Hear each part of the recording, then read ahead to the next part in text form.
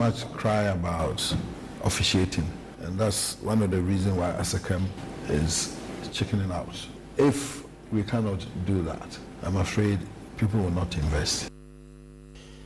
Dr. KK Acheampong Edie Enon Oyena Odisoso say Ghana ye call ups to World Cup no enya say wo bi abroche ye friend wa ama tie mane nko o se ani se di mediocre players bia eko FIFA World Cup ne inform a omo ebetumi abo ede amaye. We should call the best wherever they are. National team. Why do you want mediocres to go and play when better talents are elsewhere? You see, and I think the reason why we go out there for foreign players is because they have the best of facilities for training and the best of techniques. So here we need to upgrade our technical people, their skills, and then also make sure that facilities for training. Eno Dr. KK Acheampong dia aneso efi obana ewo Black Stars in Komo na mo no ena Masud Didi Dramani our head coach Edema account of Bobo Kono say eni kwan se ye ma pressure ni nyina eko gina head coach Otuo so obia ewo role to play said be ya World Cup ne ye kwa Ghana ye betumi a perform. I think that we keep emphasizing under Otuo, but everybody has a role to play. Okay? You and I have our role to play, and then he has his role to play. The technical staff, everyone has his role to play. The players have their role to make the right decisions, and also our management and political thesis have their role to play. Our support base have a role to play. I think that our objective is that we need to get out of the group stage here.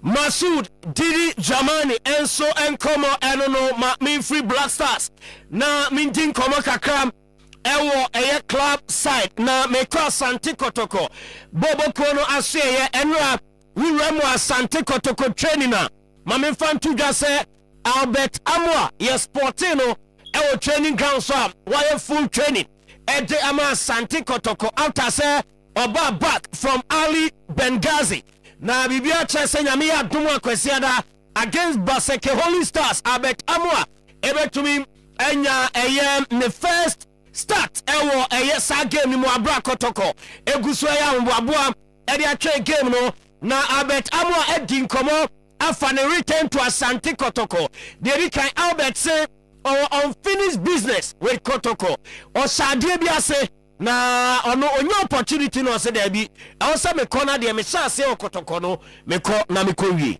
officiate na ekos wo western way.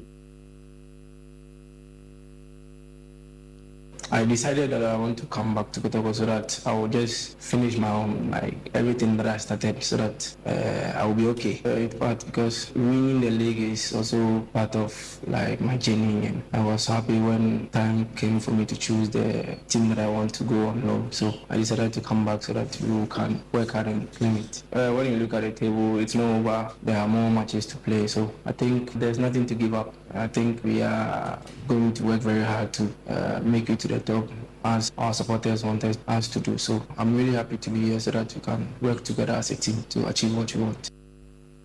Eno eye Albert Amwa and Semodi Atuja eno na Albert eye no de soso ese the kind of messages are on free Kotoko supporters no eya na ejinjane pa echese ewa bai no ewa so yire no ho ema chitafo ni nyina omanije. Some of the messages that you'll be getting, that's, oh, we need you. So it makes you like know that, oh, you can do it. And a lot of people are believing in you, so that you have to just work very hard and just make them happy. And yeah, fine. Boss, okay, now 22nd yes, of January. Yes. January is like Usain Bolt. Or slow down, kakra. January, please slow down. Slow down. Because FIFA slow down. Now I'm ready at TM. Okay, and Baba to Vicha Shika alongside. Don't say I can't 1 week. Now 1 + 7 be saying 29. They've been got 1 week. I can 9 or 10. And they say and the bus and the work with Baba. Okay, so Barcelona's board meets. Okay, and Champions League, you know. A match day 7. Yes. And I can just 1 round. Yes. Of matches. Na ade bi ha me born but OT and kana or baby for Champions League at the end of the tournament, have a Benfica da. Because I'm worried. No, I'm worried. Benfica da 29. Benfica da 29. In fact, almost 7 matches, almost 6 points. This cannot happen to Jose Mourinho. Never. The Say special one. Obia spend about 7 rounds of matches. With me picking 6 points. This is very, very, very bad. Now the SR no say may confirm the sanity dia visa na na kase. The next match on the Real Madrid nebo. Ade no man we oberi. Man ye careful. The former one special one. He's still the Obe Masa. Ah. How can you still be maybe order? Where 27. order 29. 29. Yes. And Order 29. Okay, 29 or 6 or 6 points. Say Oma Utuom ye Carriat Amati Fui 1 point. Villarreal Thomas Partey 1 point. Slavia Prague 3. Slavia Prague 3. Eintracht Frankfurt 4. Mourinho ni Ayas Mone Pafos oni Pafos Mono almost 6-6. 6 and Union Saint-Galois and almost 6-6. Now Obe lose next match no because Madrid will beat him. And Obe Gina 6 and Jomo Gina shall be that tour. Then to me yes special one side. My own uncle. This is very, very bad. But Ateta Casano pay.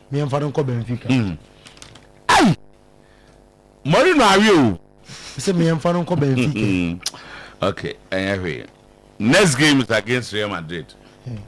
Mami share deal. Na yenko ye pentem because this Madrid versus Benfica. Madrid versus Benfica. What a match. Nah.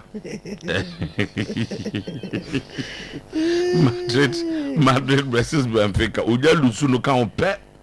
E just worry. Na on say ye tunofo say onya ye adwuma no. Niema awaye no edoso. Nti Real Madrid on the 28th of January match so ma mamu antwen. Next week. On person we 28th January. Benfica versus Real Madrid. Anye abalo e yafe wo hunso. Ti asema ba. Madam one ebo. Na 6 points so abo hum bebre hum. All right, so Barca board no is here to decide presidential election dates with March 22 almost locked in. President Laporta would step down in mid-February to campaign again if that date is confirmed. Yes. Now, what I like about the team was our body language. Liam Rosinua praises his Chelsea side for their performance, talks Moises Casido's brilliance and their top 8 chances in Europe. Okay, the Chelsea are 8th. 8th on the table. Almost final match, you know. I think that away they will travel outside. Now Omako. So excess say also more 13 points in the door. So 13 for no door. So you know, say oh mistake. No went to me last match, you know. Went to me and here, and then that is a problem. Yaba. Where's a Benfica no? Benfica Chelsea. So next game no. Was the Benfica out? I'm in Napoli never. Chelsea beko Napoli ho. I'm Napoli. Antonio Conte. Honestly, when you brave for last match in Champions League. Okay. Now they say, "Oh no, you're consistent." What's he say? Oh, you're consistent. I didn't ya. Your boy attended this year. I was 1 year ahead. Now Renlo senior so one who can enjoy no dey no what. Oh me say and Conte dey me say Conte ne Napoli no. If you match in the Champions League some more than bono. It's not up to when they are playing. And I'm say it's do baby dey we coach ba. They do baby na the player go count. We no. I don't know we dey won ka say Liam Rossini as one Conte is senior. I'm talking about Conte. Okay, so Harry Kane is one step away from sealing an agreement to extend his contract at the Allianz Arena until the summer of 2029. If you play for Bayern Munich, is as good as playing for any team, any big team in the world. So Thierry Henry said, well, we're league table now, born the toast. He doesn't care.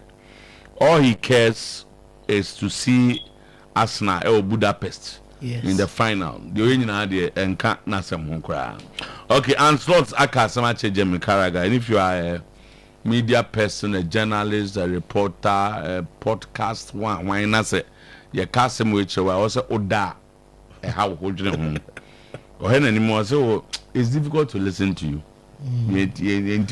Also, on consistent. It's you are coming next and what can we obet Malusu game now. Obekasa and slot now there and slot. So we okay. Initial signs show that Pedri can recover in 3 to 4 weeks, but Barca will be very careful not to face a relapse. So Vinicius Junior is happy at Real Madrid, okay. And then Diego Costa said Mourinho is the coach I enjoyed the most. He gives you life. You come to training happy. I'm saying they say the assistant. They all know. It's I can say for his own. You see him say, I don't know. When was Champions League, make my possible City and first 8. But it's the first 8 in the you see the only difference of first 8 and say you reduce the number of matches. You rest. But they come on that 30 something. When we were playing the Premier League and Unya playoff with Bekanwa. Say last year people ball no be brave. Yeah, come on with free. No more ebetima but playoff ready. You only rest for 2 games. That's all. Right. So former Asante Kotoko chief executive and Shekawaha already destroyed the one mama. So Dr. Keke Sapong say Ghana Cup of Nations but believe the setback should serve a turning point for reforms in the country's football administration. Now or Kasaba, the state of the game. And it's very sad that Ghana did not qualify for AFCON. But beyond the disappointment, we must look forward and ask what we are doing wrong and what must change. We must improve officiating when the game is not managed well and decisions are questionable. It discourages investors and stakeholders. He added, if we cannot do all these things, people will not invest, and that will always affect the game. Dr. Sapong and Kasano KK Sapong Munimba Onona Kasano. Oh, a lot of experience from football management and administration. The good Dr. Sapong. Dreams FC are sinking deeper into financial turmoil with players and members of the technical team owed more than 5 months on pay salary. As one more can say GD. That is what say GD. Because say Dreams FC team no ye my adwene ntan ko sa team ni mo but e ma bebre ko so team. E den e ko so. On say bia ne salary asembat. Oh, omboa. Omo. GFA president team better than that salary. Na onim say coach on say time na has to focus pe Didi Dramani no. Sa say Golden Kicks head coach ya no mo pona ko we. So no so resign. And odo was so to forma a situation where it was a good team into a place. It was a president into the team no mo on team in the council when the team. I near my baby. Sanya kia una manipa. No, if the GFA president cannot pay salaries, on team car. Nanya ya born ye boy. I didn't know you never say no one. One the titi, one the D and nim. Ghana born na ye. The amount perform management no concentrate on. Entino ajapade na the movies on we so e just on found. In 2 parties said despite momo ne o workers ke bet ma so bechi an cry. But wadaro ma sheka yate. Ahaya ba sama yate dreams there. But juma bia do workers ke bia chese there is everything wrong with the human. Yes, Entino e chese woni so ade mu form. Oh yes. Because salary is basic. Say Juma Bosume so intimi ntuaka.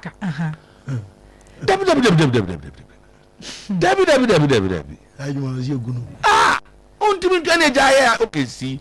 Oh there we are chiri ever be this okay, so I'm here to finish what I started. I bet I'm on control. Now on no proper go younger. Then obai. Boss Me de minti. Boss de me say. We are na gaza makotoko. Omo coach now aba. Journalistic coach bi aba o ne plan o de be ye adwuma. Ebia o se akola ne nka ne plan on te. Boss me journalistic work ne say. Se as a general manager. Say sports team yi. Utimi tena se say nkrofo we na pese me no. Yo nya de. O ya de coach bi me coach wa pam play o ya de. Obi wo ho ya de. Say coach dia. Ebi an nye coach. Boss. Say coach dia. Man ade an tie foreign player quota. Yes. On say the man basan say ebi a okọ bi Libya wa. O say munya foreigners 3 or 5. Coach ne by ne bi ono di player bi aba.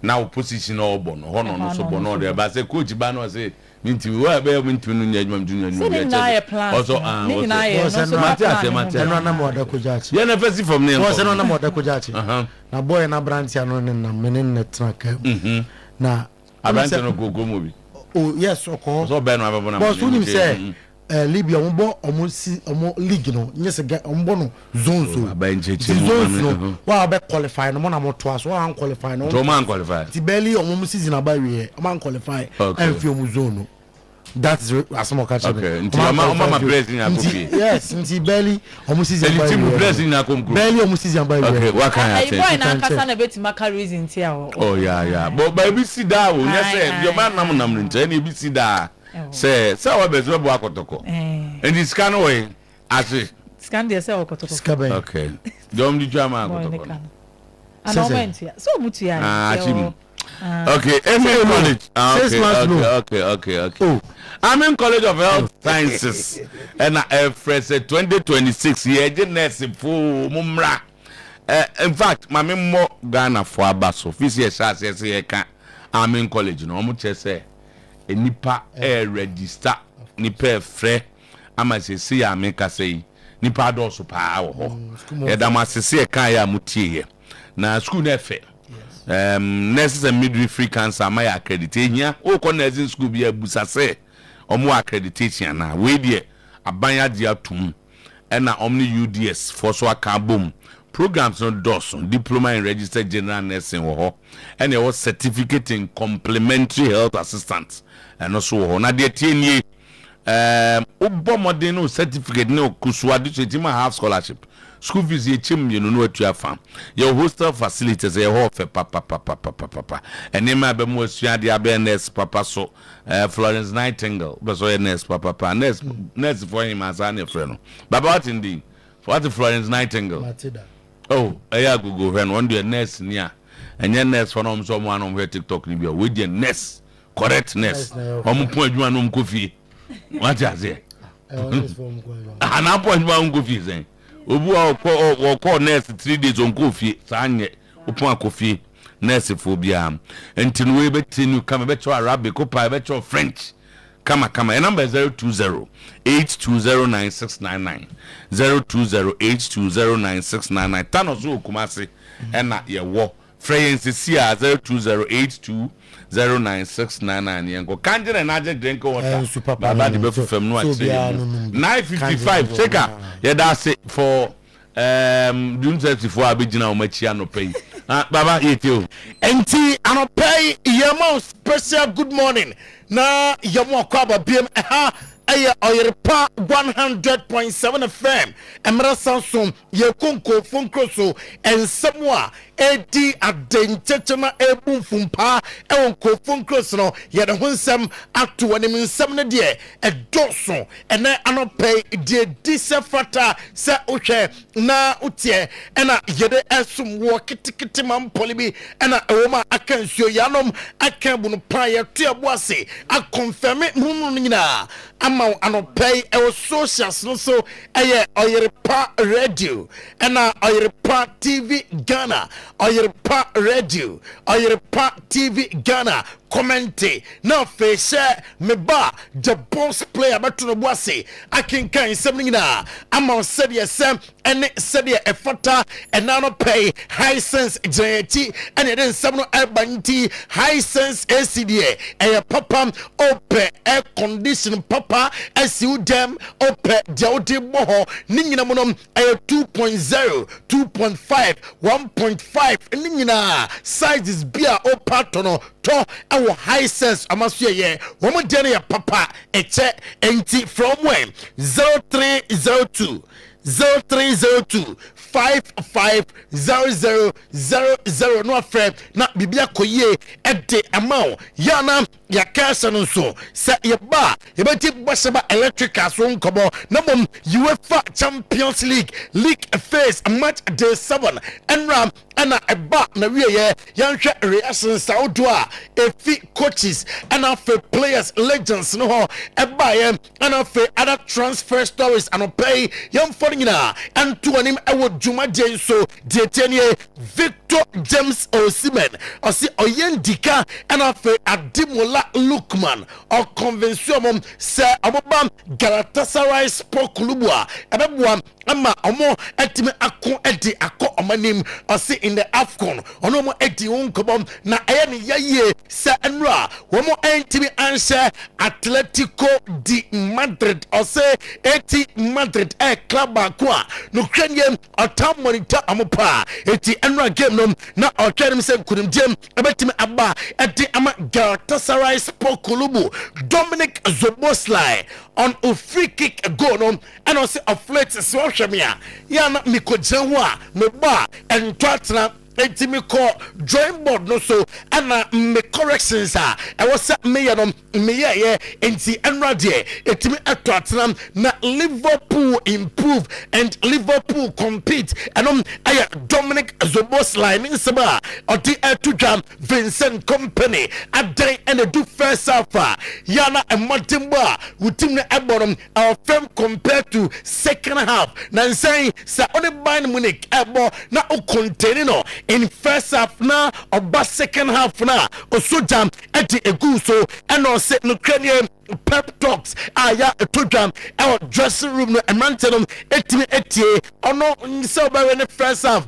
oba we second half ye no na hia de hia no say ya poor game no na fetim no etimi afa victory and run emantenom afa victory no central form ebusa Vincent Company say ade ya wuye enkakran man for say ultimate Champions League afi and on say am die so and say afi 2025-2026 season yeah boy ometime adem the UEFA Champions League yanko Hurricane na so ye oye striker Emma Bayern Munich enra onya 2 goals and Emma Bayern na ose penalty and also fisa in the second half na am performance no also without one player na am 10 men against 11 men nina na team no motembo also ono de debia oka trim debia anyhow a continuous improvement still I was setting them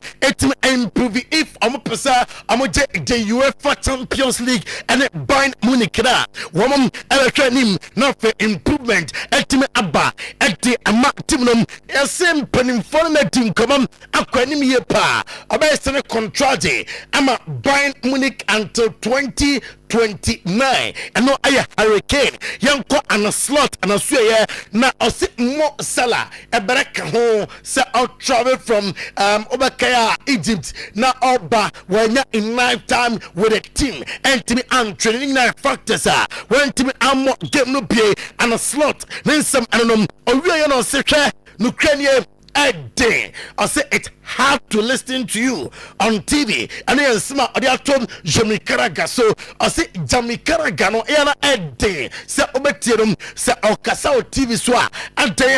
I say Ukrainian people like Geminum positive, negative, a dosum was say emra on a bonly aboinum or the positive news edubabia no what negative nin 7 bi o ha e dey say ono and a slot manager ema Liverpool or Shannon e TV so a ya na obetimi etierum Virgil van Dijk say no kranie ono dey omo as a team into Liverpool team no jonim ni say asemasi ni wa obenti ho say Ibrahima Konate amona hebenya a certain Joe Gomez obam obetimi abo eti amatim nti ono dey en kakra team no e konanim omo improve TV or you happy as a captain and a slot or say a year deserved win and then woman sa etime ekaye embra na amanfo say oh game na betting ningram no say na amu deserve so mu din kunim. No, it could have been a tricky place to go. It is a tricky place to go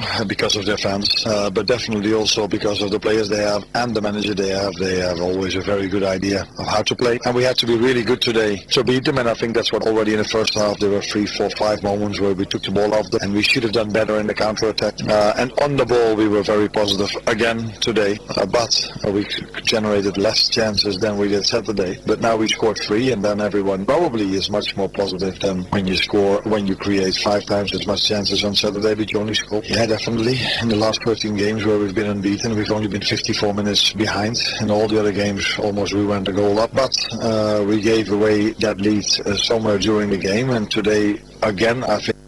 Na Olympic drama say game I'm winning we and Steven Gerrard and it just say adia hu hia pa ama Liverpool prempren a consistency nyese bia so a na adum so na aduma sembia enti anom ay Steven Gerrard ne de anonom Liam Rosina ono ye manager ama Chelsea o say no cranie up the body language of the players plus jump pitch so emra goals no ma nyina obody etia Puffles, Nankebia goes to Maya, boys some ranten home so ranten happy, Ningamunum, not body language of Chelsea players no, Nani at the home, Liam Rosina and some anom Hans Flick on himself one player under the auspices of Hans Flick. Niameko ye, I'm on our Femin Lopez. Now also love to Femin Lopez. You better video room Hans Flick Emra Femin Lopez enya that super goal.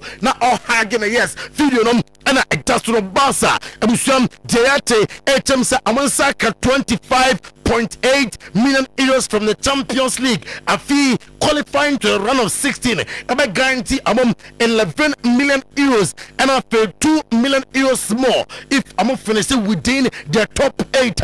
And I Dianseka 1 million euros if I'm winning the playoff around Uzua Sika woman some Ebetime aka anonom Fermin Lopez chemsa oye happy sa anonso enya minita obo ede ama Barcelona bobo kono he want to do more and obepe sa Barcelona ebete the UEFA Champions League the minimum anno Pedri etime eprai na penhwehwemwa maye chemsa 3 to 4 weeks obe out nemom Barca form and pre amoho sa ye here Pedri eti chinchina I was sa Eban Hans Flex and Ra and a Jonum na a difficult awa na a deep place no na anya a walk to Ningam no boys no etime ejamu edin kuruma or bot ne marantala abaso with a modern bar homutime etana diem Matteo Alemani or Atletico de Madrid sporting director or the transfer market no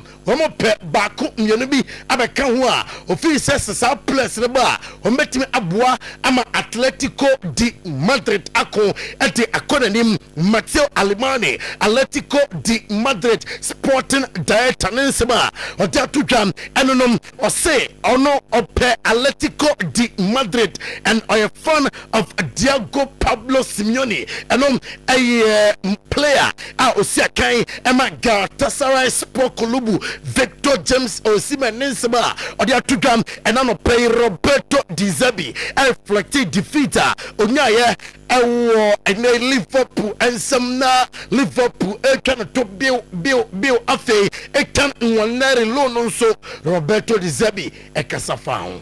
Roberto, disappointing result for Marseille tonight. What did you make of your team's performance? Well, Liverpool is are a very top team. Anyway, we didn't play in our level. In the first half, we conceded the first goal on Szoboszlai free kick, very bad way. And the second half, when Liverpool find the big space in counter-attack or... Na Timothy Weah, Onusiakai Emma Olympic drama say, and also the some to jam after say Omulusu to Liverpool. And the Etan Nwaneri, Onom a player now Okobolo ama Olympic Dramase na ose Roberto Di Zerbi one of the best coaches he's one of the best coaches in the world. He's demanding him, and yeah, he's ready to play under him and listen to what he wants of the team. Na Emiliano Martinez onim say Aston Villa squad amane ko take nom nyaade say oka ho amane Fenerbahce na ebo onka squad no ho na manfo busa say ene ni move nom eya bamu ana manfo say oko Inter Milan eno eya bamu ana na Unai Emery ede atudwa say for now on Fenerbahce na ebo owia sa speculations no abeka ho asem Moises Caicedo me feno de bulldozer na enra onenya the only goal Emma Chelsea mra wamane purpose ede ebani na otem se na niaje se enkurum jenom etimi aba right after enra game no amudemani ehwe Stadio Diego Armando Maradona Marantia wamno mebom in the last game of the Champions League phase match day 8 no anom na amo ehwe top 8 ready I was at Chelsea etime ewam na o confirm ye Liam Rosina confirm ye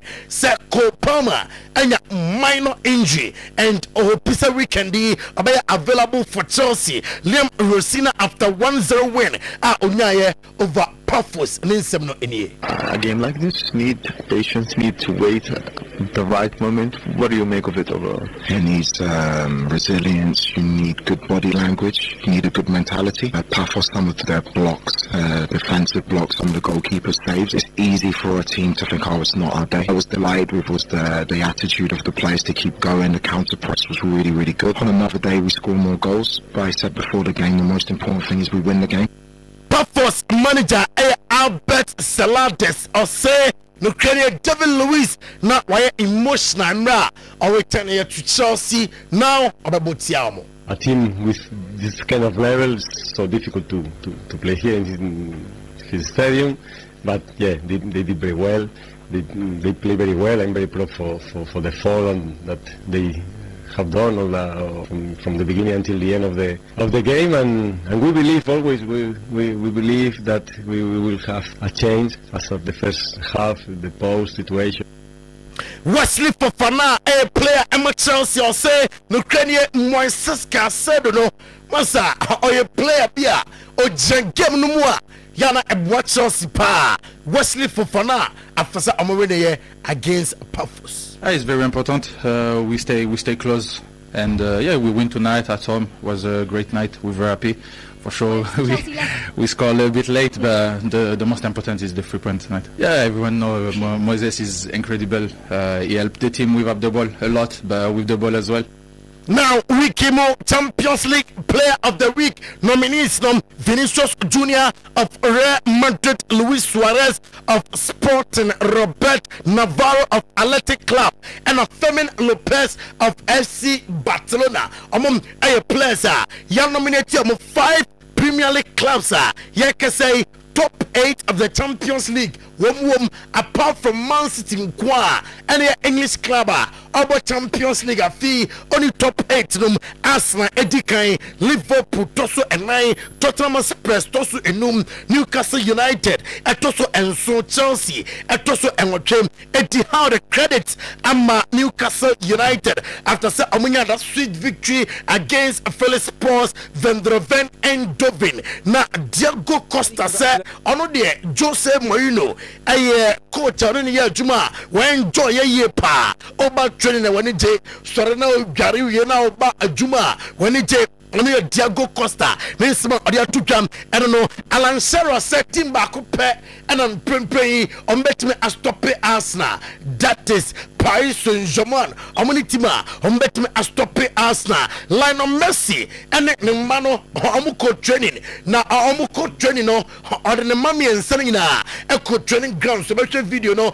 on your screens and line up Messi of Inter Miami echo training na fe the money na etinechia yede Emma Steven Gerrard say are you happy say Ethan Nwaneri echo ya juma at the Olympic drama said na so Al Khalifa say on the hopes Sir Usman Dembele said Ethiopia obetima esene contract eti amanum na Aston Villa ebusam the availability of Yusuf and Nasri amra no me adwuma emfa ematim na ena Madrid na return to Valdebebas na for training etimi atoaso eti efi Sassuolo 18 come with Fiorentina for Mbala Nzola amra no me adwuma team no Vini said yeah are you happy our Madrid team no he feels great moment both personally and professionally and no latest on Vinicius Junior on this note live on Oyerepa TV live on Oyerepa 100.7 FM here in Kofun close to 7 no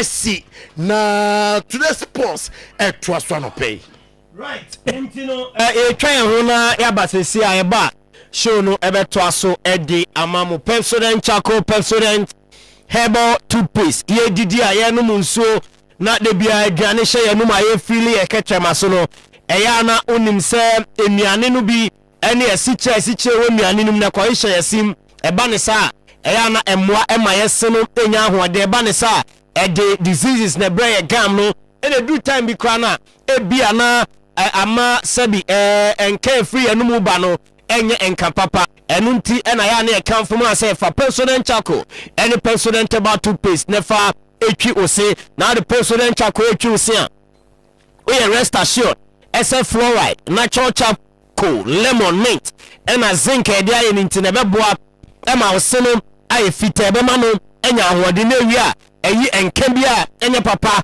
e de e free wanum e de amount Pepsodent herbal toothpaste ne so me wa cho ye de unique blend of green tea any herbal extract and iron into the repair and protect your gums no wa brema all round cooling sensation na wanum so ada kama ediama na protect your gum tissue no ediama Ghana Dental Association they say wamom agya to mo as a Pepsodent no ena ewo se ye nyina ye di etwi esia no pai ura provision shop ura supermarket bi na kofi abomodian eso be to Pepsodent Charcoal any Pepsodent herbal toothpaste ni bi na ode akofi se de be ya obi a e ofidie mu ebetumi ede etwe ni se na ne se aye kama Pepsodent every smile matters Brabo Sometymer Bank PLC yei ene yema loan ahodo na de akodi ujuma yema susu loan yema micro group loan yema salary loan yema agricultural loan na yema business and commercial loan ye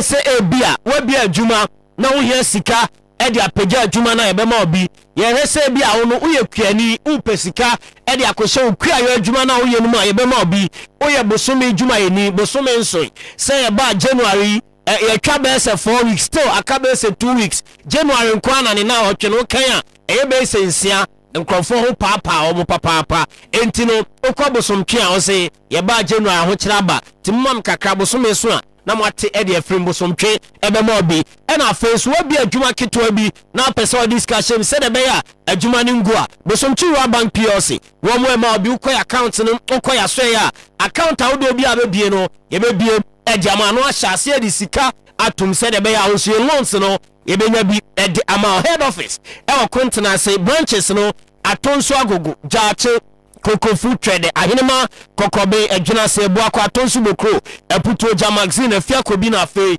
abinchi market ofre ya ye number no e 0508 6427 0508 6427 05 Bosomtwe Rural Bank PLC experts in unit banking Amen Scientific Hospital, the best alternative medical hospital in Africa. Stroke ya de etu ase. Awo honsem na yo da dwenoba. Ye be mo awo ba bema wa ya untumi ho ba Amen Scientific Hospital ubenya ba na onso wani ache. Ya dibia town so ache. Boni friend chronic disease or infection. Wa kwa ntumi nkwa fani nyina be piem.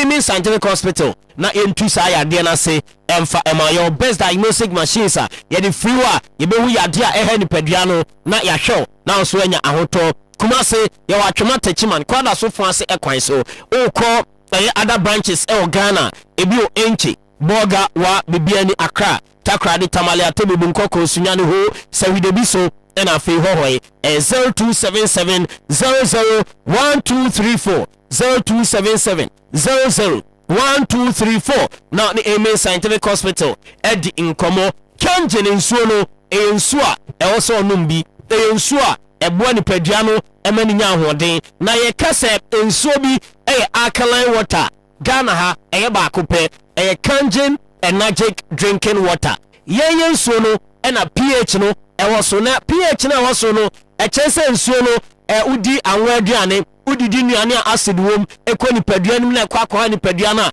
onum ye nsuo na esanse pH no so na alkaline ti no neutralize acid ni nyina system ni mo na neutralize anwa akoni padua nim no na afei yi acid ni nyina afim na alkaline na betem na onso anya ahoden Dr. Otuo-Acheampong say yade bia entumi ntra alkaline environment including yade a your friend cancer entu nim so wonum Kangen nso a we rest assured say yade entumi entra system ni mo bo liver kidney no akoma wo by Kangen Energetic drinking water Bema UGC Tafuni Road Abaru Junction Afe Pakiki Stadium Lizzie Hotel Santasi Runabout Ena Sumankwa Hine Junction Ewo Ashtown Okwa Ubenya nsuo ni bebre na wato 0241 44 9191 0241 44 9191 Ena afe so 050737 9474 Ubenya Kangen nsuo ni bino aje na so odi akofie na bibia aye kama edi amount Apomode Herbal Clinic ebia wutie me radios uti TV opa na u se TV ni bo wa ni party so yi enimu ABC edi ama wani no enya problem eni kwan se o hade a ABC o TV so edi ma e ni yade na eba enunti ena nso kwa Apomode Herbal Clinic ukwa Apomode a me ba cho yade bia he ni no se glaucoma eye pressure eye cataract long and short-sightedness eye syphilis okwa minina ombehwe aye ewo djuma edi amount na wani no enso enya ahoto eni yade ne ba obesi ano abaso a obemu wani no ehu ade biem fa ulcer kok fa gonorrhea kok fa candidiasis fa waist pain eni goiter friend kompo fa ko na Apomode Herbal Clinic wo mo nya ho adwuma emfa emao me wa cho Kumasi Sofolai soldier for kwan so many Assemblies of God asori no ena edi enimhwe o fra Apomode Herbal Clinic 0551 098961 0551 098961 nani Apomode Herbal Clinic atwe enkomo grow fine moja drono eno ena mekamfo edi amount onum grow fine we ba twa mo didi kama ma da kama onum grow fine o sori ano party se ni padua no ewo ahoden papa grow fine vitamins o ma eboa emani padua no enya ahoden se de meka no oba ubu nsa happy ena wachi num grow fine adro no ebesiesi onsabuo no edi ama kama se de be ya onso ubenya ahoto enoi ebi o mistie ba kwalina keba smart ba Fredimens Apidank ena Pure Leaf chemical shop herbal shop across the country okwa ubenya bi na wato digital herbal clinic Kumasi Amakom Runabout Bank of Africa nchewe ho na akwa adodo ni nyina egu free go fine 0244 5965 32 0244 5965 32 Edek SM Bites low libido eye ho adwuma papa bema oba peja watenkem no watenka no enkoso se de be ya o ho a o kani o kon bedo eso ne be hia nya mema ne nkwa na de bia e so mo initiate move no e man so e wo se bu time bia o ka cheru as mi re na me kondo o ka che on kani se mpacho na me kondo Edek SM Bites na ye sa adwuma no e de amount low sperm count for US pay free o ewia na yi premature ejaculation e de account pobito ewo herbal ne chemical shop bia ewo on my Ghana mu edu Herbal Clinic come the buy no numbers afre na waje Edek SM Bites ni bi 0243 989 368 0243 989 368 and 0201 044 221 0201 044 221 there is so no ABA Herbal Clinic so far brante or see on no ba eni yade no opam edi ama obewo aduro fagu aduane medi udi aduane ne pepepe aduro no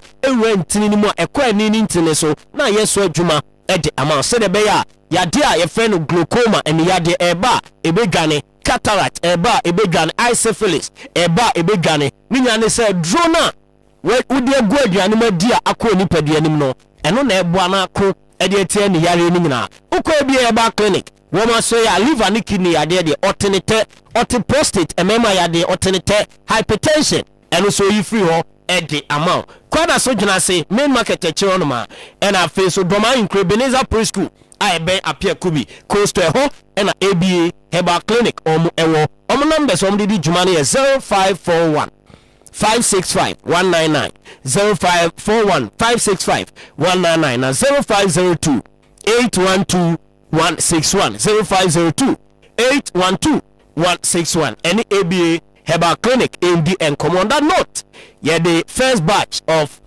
commercials needs in a show no atwaso na boss swap rentem na yenko well do baby ana as a show right yente na but me go straight and I say the opposite or yen na bebo bia straight as in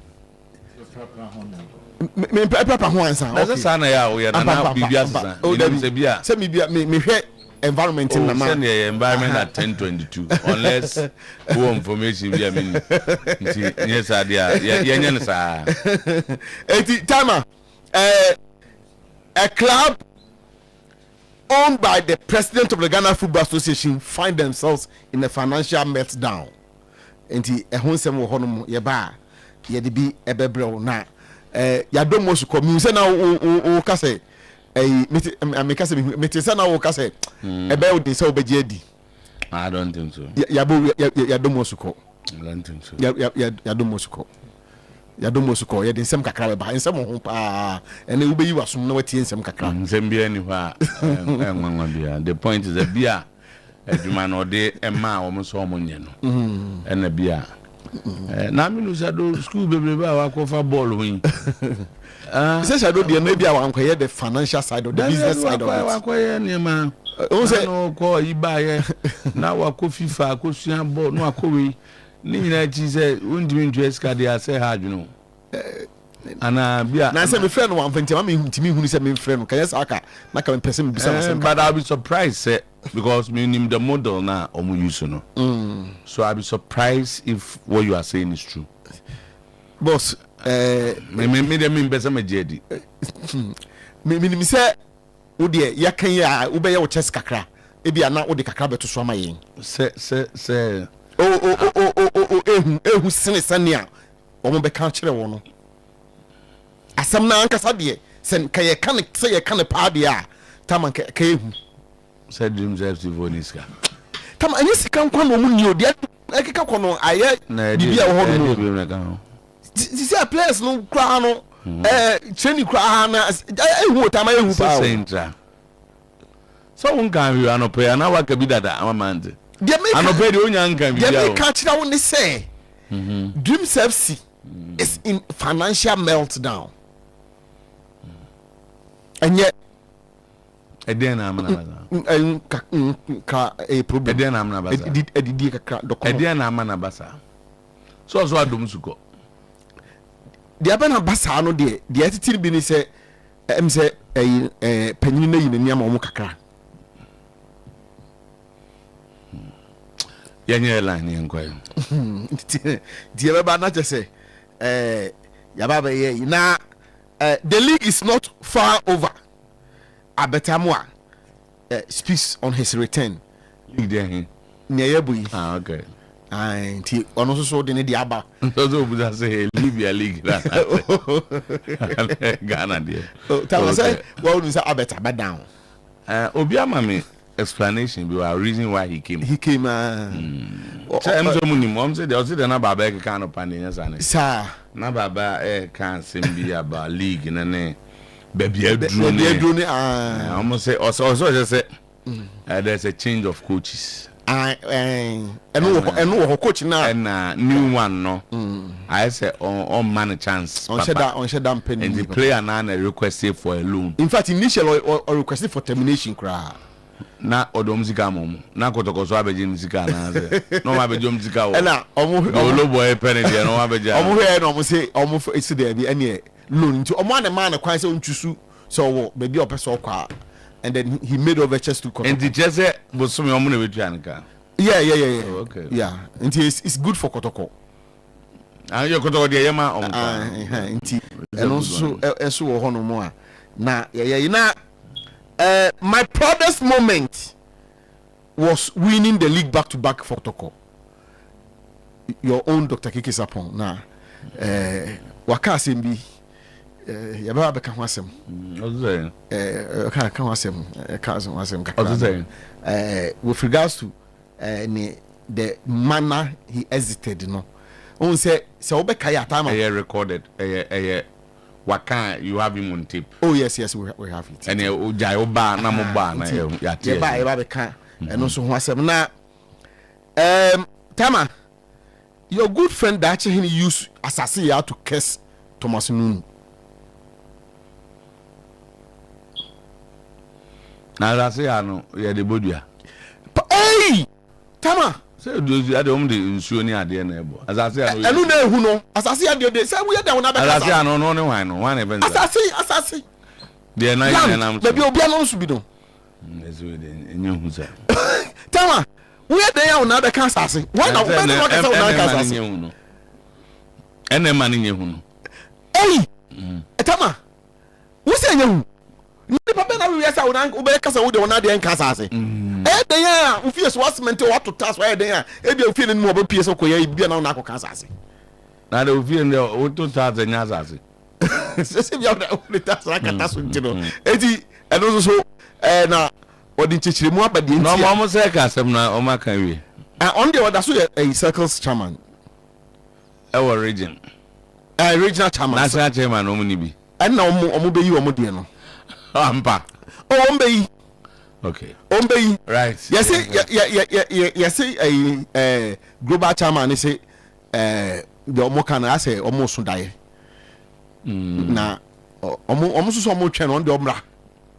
Okwan otukwan. Oni how my na kese ko ba man dey ba ontimi amba. Otukwan. Ai nti omo so omo twen on the omra no ba. Nti as assembly ho no mo go fast. Oh, Tama is building up to be a very interesting fighter. We will enjoy it. We enjoy fight. We enjoy it. Yanko na yempam na kakra sisi. Inti yankomla. Ya ba say January Champions League kokoko so anti no. Arsenal defense. Yenwie mbato. Da bia wie. Obi no betima say Arsenal ho. Aha de. Aha stage we no. Means one end. Omo ma wie mum ne yakon masem. So na wo bi dey ka dey so be defense so. One amanfo amama no pay no. Led by Kojumafo. Kojumafo ne Kojumafo ofia o. Kojumafo de minim ai. Oh okay. Kojumafo owo abusuan FM. Okay. Yeah, Kanen no capital radio. Yeah, mehunu pa. Na ha ona o ka che se. Se minim na me back na mbe Camorino asemwa. I cannot guarantee my safety. Hey, but that's a threat. No report on police. The na can say worry. Na the last match was only Real Madrid neighbor. Oh, say Madrid that you. Madrid that the other year the over Madrid no lose so match now they cannot be within the 8. Sir, from third ABC 3. Oh, that will lose Madrid or points saying. Madrid or 15. Now one more 13, almost more cousin. Almost 16. Team Madrid and quiet for my coach be a who. Sanity. So but young quiet. No to somebody until I knock out no you know South next phase no more and count him no man I say be agent Napoli cry omutiki come to Napoli ne ayi na bebo Chelsea ebebo wo mkromo obi etiki kan na San Antonio Conte ndi kan Champions League any news no but Conte with Napoli with the Champions League grow asamba enya so we had a year da ho ya this year the da ho ya san ya bansam no so Napoli were 8 points negative 5 goals. Compare that to Benfica. Benfica was 6 points. Benfica coach joining in the middle of the season. But no matter one match. Good. By middle Champions of League, no matter one thing. One. Middle of the season. Not season. Middle as any say. Middle of the season. You fin. You bought first match and I middle. I see. I started. Into your buy and then you started league. You know. We are talking about Antonio Conte times two. One. Debbie Moto, so we should pedigree at Champions League. No, if this is the Champions League, hey, but if we end the Champions League, non Napoli and Timian qualifier, the biggest disappointment. Benfica. The team see a go as you. Freiburg, Ajax, Bodo Glimt, Club Brugge, Copenhagen. Villarreal, these are not teams these are teams that is expected of them to disappoint us. But Napoli coming in as the champions of Italy. Onana Italy were the best. Champions of Portugal. Champions of Portugal. And the conversation. That's Champions League, no. Benfica, our tradition and history change Napoli. That was no more cars and but to NSC I bought champions in that Dortmund face challenges. Now Manchester City face challenges. Obi abeko hard at Manchester City. I said the Dortmund no maybe. Also Champions League a year the two as here. Ajax had the Champions League 3 times. Only top 24 no. But Ajax Obi who say Ajax a free. Coach na ne kan. Yeah, Jini na to. Yeah, Jini na to. So Ajax is a big side. Champions League Jimbe Breche Manchester City 4. Oje 3 twice and Obeje 1995. Obeje baako kan making it 4. But and City air fall down. You be discussing City because in the last 20 or 15 years we've seen the dominance of Manchester. How do you relate that to the Napoli Benfica? Napoli were proper current form. In the last 4 years, the Italians are 2 occasions. To anyasem ketwa ne ka ne sa no. In so the side team ne ba a Champions League. Na a coach like Antonio Conte. Na a tefasoa. And once a messy eka. Antonio Conte de ne hu chen Mourinho de no. Ono wa pre-season now nim so bebo Europe ni ade. Jose ne bebo mu ne ma no. And ye de ode hihye ba. Na Leo Rossi na mo win match. O dey pre-season. They are winning matches. The pre-season Benfica were winning bia. Oh, match on about 7. The point is, Jose. What about 6 matches or 6 points? Jose is not in the usual element. And here one. Only the usual element. But other factors considered, no. This is Napoli, the Anano, Yo. Now, see a table now. One conversation, more than 5 table, is an Indian common. One conversation started about Champions League winning was the number of English teams are. Not a more Champions League. People had issues because we were going to get 6 EPL teams in the UEFA Champions League. The top 5 in England plus Hotspurs or the Europa League at the back of 6. So people wanted to analyze the performance of the English teams, our Champions League never, but whether it was an issue of quantity or quality. And when the competition starts proper. So far, the English teams ain't disappointed yet. As it stands now, the best team in the Champions League say Arsenal, and under that number 1 is an English team. Now, over 4th position, we have Liverpool, which is also an English team, or the top 18 teams of qualifying. 5th position, the Hotspurs. So after winning the Europa League against Manchester United, Omaba Champions League to almost 14 points. Then on the 7th position, yet Newcastle with 13 and Chelsea on the 8th position with 13. With a match, out of the 6 Premier League teams never Champions League, Marco 5 the top 8. They have a chance of qualifying automatically without playing the knockout. Then Manchester City also with 13 points out of that 11th. The performance in the last match can determine the final stay the UEFA Champions League. So it looks like the English teams attention and course but they did not disappoint themselves. Arsenal, excellent job. Liverpool, and a bit of crisis. But even with that, they are delivering. Newcastle, Chelsea, coach Assisa, but more morning. City, no cry air can do. City with the same points with most of the teams are. And yes, or bottom, and also only the top 8 by Bibiodano qualification. What the man, you still have a chance of qualifying. Now the amount common here interesting here, sir. But also none of me catch us 12 ni 13 or you nya potential we pa. Na Eden Sempi beba was the last game. Also traditionally Nipa reaction towards change a bit of a problem.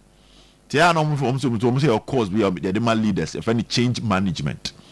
Say send your yen nipa ne ho bejen sesan no nipa ne beten sesan na se no ye wade a ye kyerɛkyerɛ ne wahu kwan adwene mu ene honam mu no obefa so aye wo nneoma na ma entiase ne sesan no akɔtɔɔten se ne wo panyini ne wo pɛ no buto Barcelona nke yebo Champions League and as at this point and kasabri nka last match me to is a mere formality kabo hu no se Champions League group no benya be 2 matches bi ne ye ba be kan wasem. The amount Champions League Deka Krabem was the 3rd slot and now ultimately qualify for Europa League Ekobo playoff. And yes, sir, but when you groups were first 2 near decided it will crash at match day 4 because if you move to Papa so Yane Basa.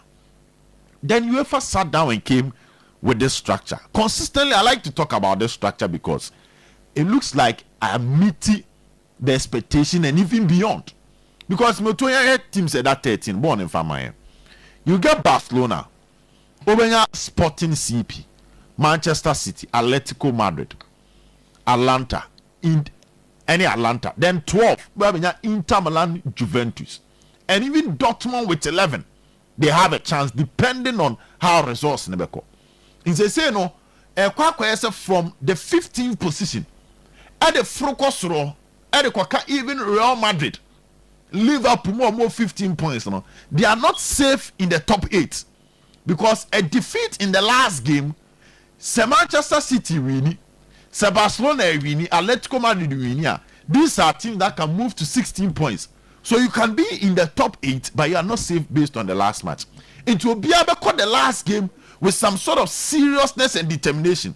So there will be that element of competitiveness. I know that will be organized competition. Say ankwaka last match no be the youth team obabebo na say ya qualify yintia mo obi but say the state teams ni won no you still need to go hard in the last game which makes the game quite interesting. Yembo UEFA for na so once again am so to key element from no matches no me my born again picture beyond the reaction of Hansi Flick and when Pedri hamstring in by na Mr. Tu say na one hebo no ofina okwa bonten ko hair na game ni 2-2 na Barca fancy for a victory, which is something now your Barca near you have the confidence because this season there's been close to 7 different occasions at Barcelona from a losing position about a story in about winning. They have that fighting spirit and they have that mentality to finish matches. Game back against Espanyol, it was looking like it was going to end in a draw. But to solid substitution from the bench from Hansi Flick, na conversation as a idea back Hansi Flick wapa amount for doing so and excellent game management.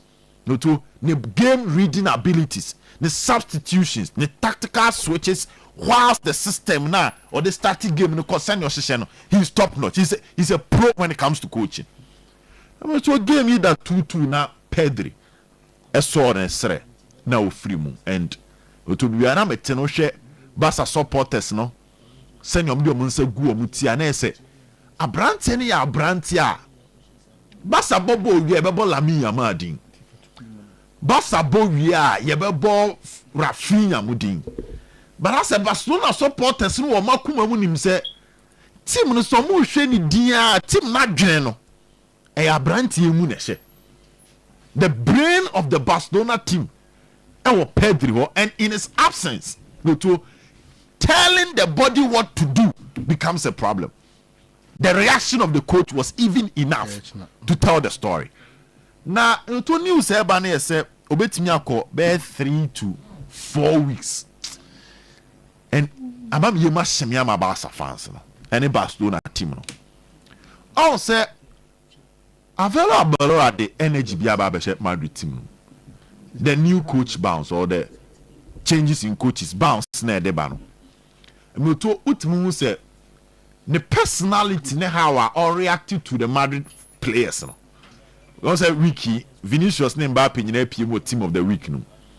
So I said the new spirit and the new vibe Madrid no. E betimi a push Madrid for bare 5 games and some reality are setting in. So you are expecting some sort of positive run for Real Madrid and the connection with the players. Now Spanish La Liga I got 1 point between Barcelona and Real Madrid. Then Pedri Cupra. Now time of Frankie de Jong prior no. Barcelona survived with Eric Garcia and Pedri. But it was yet no quick somewhere Barcelona team no. You struggle to get a player built in the shape of Pedri. I said Obien said any hosa. I said Eric Garcia was a ball playing center back from the days of by Nuntina Pep Guardiola fan about Manchester City. So Hansi Flick did the ball number 6 with Pedri, you know, fighting for the ball, winning back possession, covering of spaces in the midfield area. No, it's me. And I dare back Eric Garcia and him say, "No, to so all pass with me, bo." So winning the possession, maintaining possession, and giving the ball to Pedri and players around him, he was decent. And though they were missing Frankie de Jong, but they had someone that was stepping in. Now, Otimia cover bear 85% of a Jumana Frankie de Jong here. But the big question you ask yourself, say, in the absence of Pedri, the tempo controller, the short passes, no, the recycling of the ball, and again, Omuvuba the final third at the sort of delivery or more final third. Also, Pedri in 10 assist. But to talk about checking Barcelona build up, may a pass be your boy, and will be passing may leading to the goal. Why now Barcelona set up no name say Jumani? And I think the next 3 to 4 weeks, Barcelona are going to feel the pain of Pedri's absence. It's quite unfortunate. Now, to my own say be more case. On say players no must so you so mo ebroso. Pedri say what check it the last 3 years the ma Pedri na rest injury. Say yeah man rest say bia o matches bia man in bench intense. He normally gets rest based on injuries and maybe if this injury is not well managed, the momentum of the Barcelona team no e be face a massive drop. Thank you. Medasipi Jibo. Yes, so go. Okay, to mame shashin free the story of Benfica in the Champions League this season. Adia ujamo ye nenye see eniwu no ayi bibiri waya man supporters nyina answer form is omuntimi nkasa. Me free officer me banase ase ato na msika piso ni ankoi waye din no to so de me se me betena mbeka Mourinho asem tu de monka nwi ansa na maba o oso obeba ha ba obesi ye ka Mourinho asem to go ti ka Mourinho asem ansa na waba story near sad me feel say Mourinho at one point so betena se akase ono ane career as a coach, some decisions are taking now moano. Sometimes reach level be an standard beer. You always need to wait for the right opportunity. On jump into be so you must say be a radio ye. Nanya mia wa dom na wakwa na wadurusura na be a drew point be. Upese wuja na say adwuma na wo ye na be adwuma ru na person no ntamtia. Was it because of that into be aba masum? Oh yes sir, na standard no dey bafom. It never be a baby sa na be the story of Jose Mourinho as a coach. Yes, you can man for beka oh and am mokra mo mpe Mourinho asem, but the truth is baby a Mourinho koi. We are fan of Mourinho e ofe. Benfica ya come asem last season the Champions League. Omo di 16th o. Yes, omo di 16th. This season ye omo da 29th. Their last Champions League game is against Real Madrid. Say Obomodia for table na bra make say ya. Say busa senti Benfica be Real Madrid da. Onka aneda. Because Real Madrid no. It looks like I feel no more pick it up. Stars no more Real Madrid person. Next week here na boss game no. They want to convince the board and supporters say almost stars no more Real Madrid. No man no problem. But the problem is Alonso. And when you may not share Gary Bale interview be. And as soon as Gary Bale can say Oko Real Madrid any tactics be brave. Real Madrid know what stars no. And they can easily change games for you. Tinyafe na be tactics change.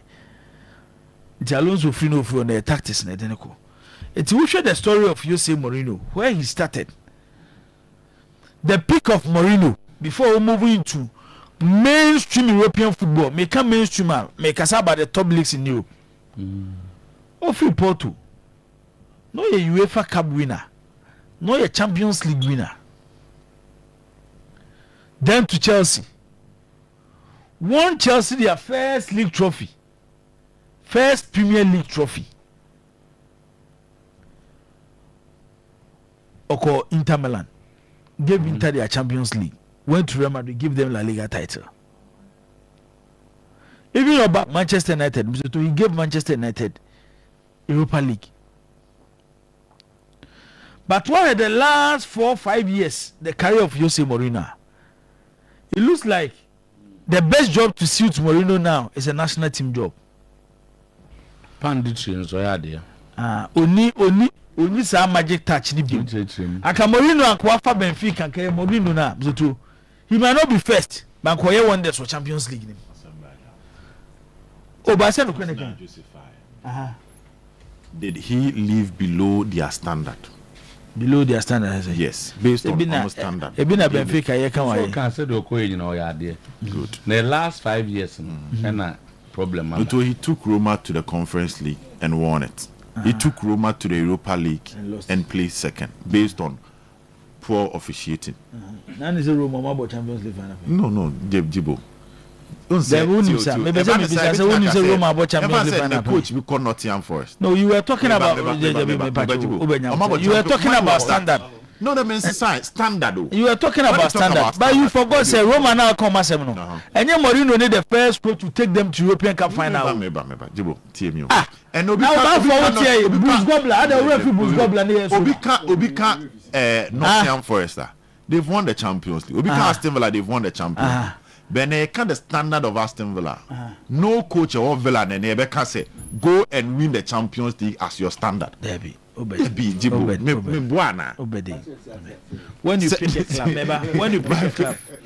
you pick a club, Aston Villa do more example. Yes. Aston Villa the Champions League. Good. But now their standard is not the Champions League again. You don't take Nottingham Forest to Europa League or Conference League final. No about say because for a long period no more final than it's because of Europa League ni Conference League. It's better than the Champions League they won some years better but me say clubs in standard when you are picking standard. Normally you like to look at the last 10 years. Sometimes the last 15 years. What has been the strength of these clubs in the last 15 years? So Conte ni Luciano Spalletti. Napoli or Maggi Italians are paying. But when they won it, because it's over 30 years, they've been away from it. They now have a new standard of being either a mid-table team or qualifying for the Champions League team. Look at how they celebrated it. It's Monkas or Moko Biache. Moto and Ghana. And then for Ghana, you chat to Ghana, you AFCON 4 at was. You have AFCON 4. You say AFCON, you standard net saying. We are winners. But in recent times, say the coach we could do semia based on the last 3 AFCONs group stage to qualify MRF and qualify. That coach will gain applause. Sana Roma the league paying. Capello it was not, but this was around 2000. Roma was not a teamer. It's like on the European front they were not performing. they no more they are crying in the Champions League, which is a bigger competition than the Conference League. But at the UEFA say Roma and Nancy share Barcelona. Nancy, I have if saying. Semi-final Liverpool. How consistent was it? You're saying. Roma ya come as me. Roma ya come as me. Consistency. Roma ya come as me. Obed. At a point they were consistent in the Champions League. They were playing the Champions League year after year under Luciano Spalletti. It wasn't a Roma team. I was to say Europe Krano Munya Bima. So what we are trying to say is the decision to go to Roma. Fenerbahce 100%. Benfica. Spurs. Ninja was bad decisions. Spurs you better analyzing it later. You better analyzing it later based on baby and Spurs war any baby or fight team to the no day actually you can once I will not add Spurs. So what I'm saying. But what I'm trying to say is the standard of Jose Mourinho keeps dropping. Adie saying ever from and you don't feel the Mourinho in his coaching. Yes, nobody is saying so for Benfica and for Champions League. But what's your name about Jose Mourinho? Ni say, and baby any that's one no. I want a Mourinho kwa oye na wanwa de. But say untimi ko kasa ase ni bi. It is say bed. Asemi nyina na say. Say Atasa ni etewa.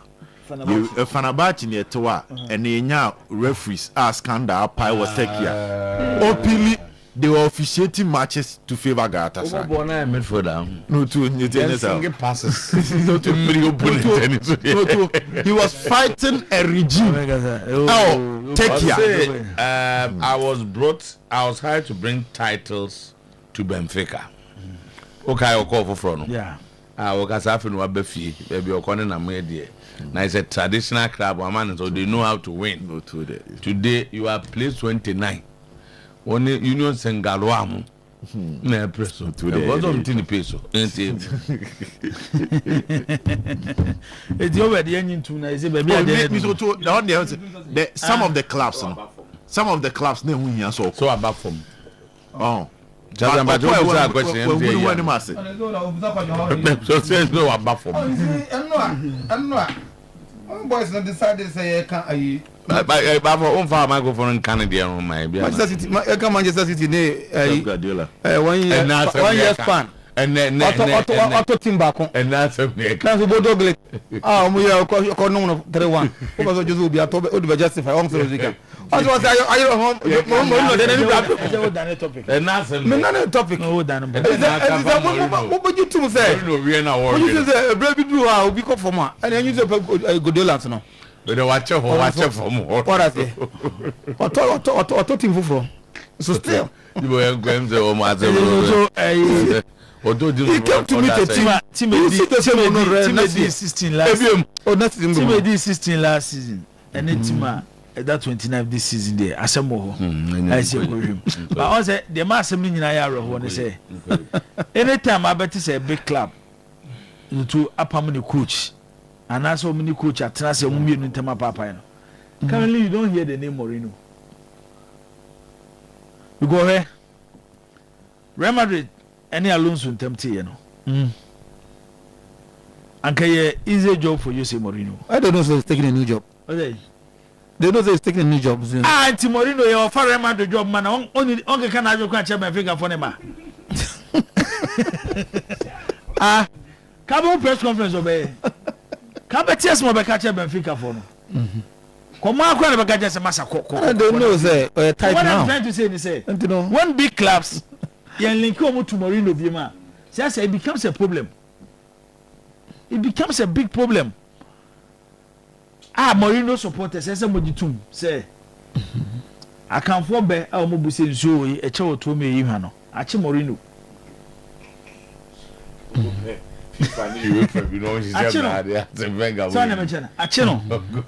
at a point no because me there I feel based on what he has achieved as a coach and we're the best Portuguese export when it comes to coaching. Me make us the greatest Portuguese manager, which no debate about it. Akadian can me say with this golden generation Portugal APA na Mourinho Nigeria touchline na coach omo ono so nkokro fojuma ono nya kokra na de ne tin yo nya bokro ma no and emrante no na go to 20 oh say I think he should after Benfica job he should consider coaching the Portuguese national team at least one of them to kakana can wait me the hunu na wait me the ABB Champions League you wait table ne kakra bi with one game to go na we the group stage. Arsenal at the top of the Champions League almost 21 points. Bayern Munich 18, Real Madrid at the third 15, Liverpool at fourth almost 15, Tottenham Hotspur at the fifth almost 14, Paris Saint-Germain at the sixth almost 13, Newcastle at seventh almost 13, Chelsea 8th almost 13. So the first 18 they automatically qualify to the next stage of the Champions League. One can they could playoff no. Okay, after next week matches. After next week matches, yeah. So over the first 8, you were Arsenal, Liverpool, Spurs, Newcastle, Chelsea. 5 Premier League teams. And the 3 pair and they are outsiders. Which is Bayern Munich, Real Madrid, and then Paris Saint-Germain. Name more in the English Premier League. This is last season Champions League top 8. Top of the table, Liverpool, Barcelona 2nd, Arsenal 3rd, Inter 4th, Atletico Madrid 5th, Leverkusen 6th, Lille 7th, Aston Villa 8th. It's last season 8 near Arsenal, Liverpool, Aston Villa 3 from the Premier League. La Liga 2, Serie A 1, Bundesliga 1. No 1. Leverkusen in Kwa. Bayern Munich can rat top 18 more. Oh, sorry. No, last season we rat top 18 till Leverkusen in Kwa. And this is the Champions League. So mostly leagues have dominated Champions League. The leagues no more spend the no. That has been the history of the Champions League since a changing format from 92.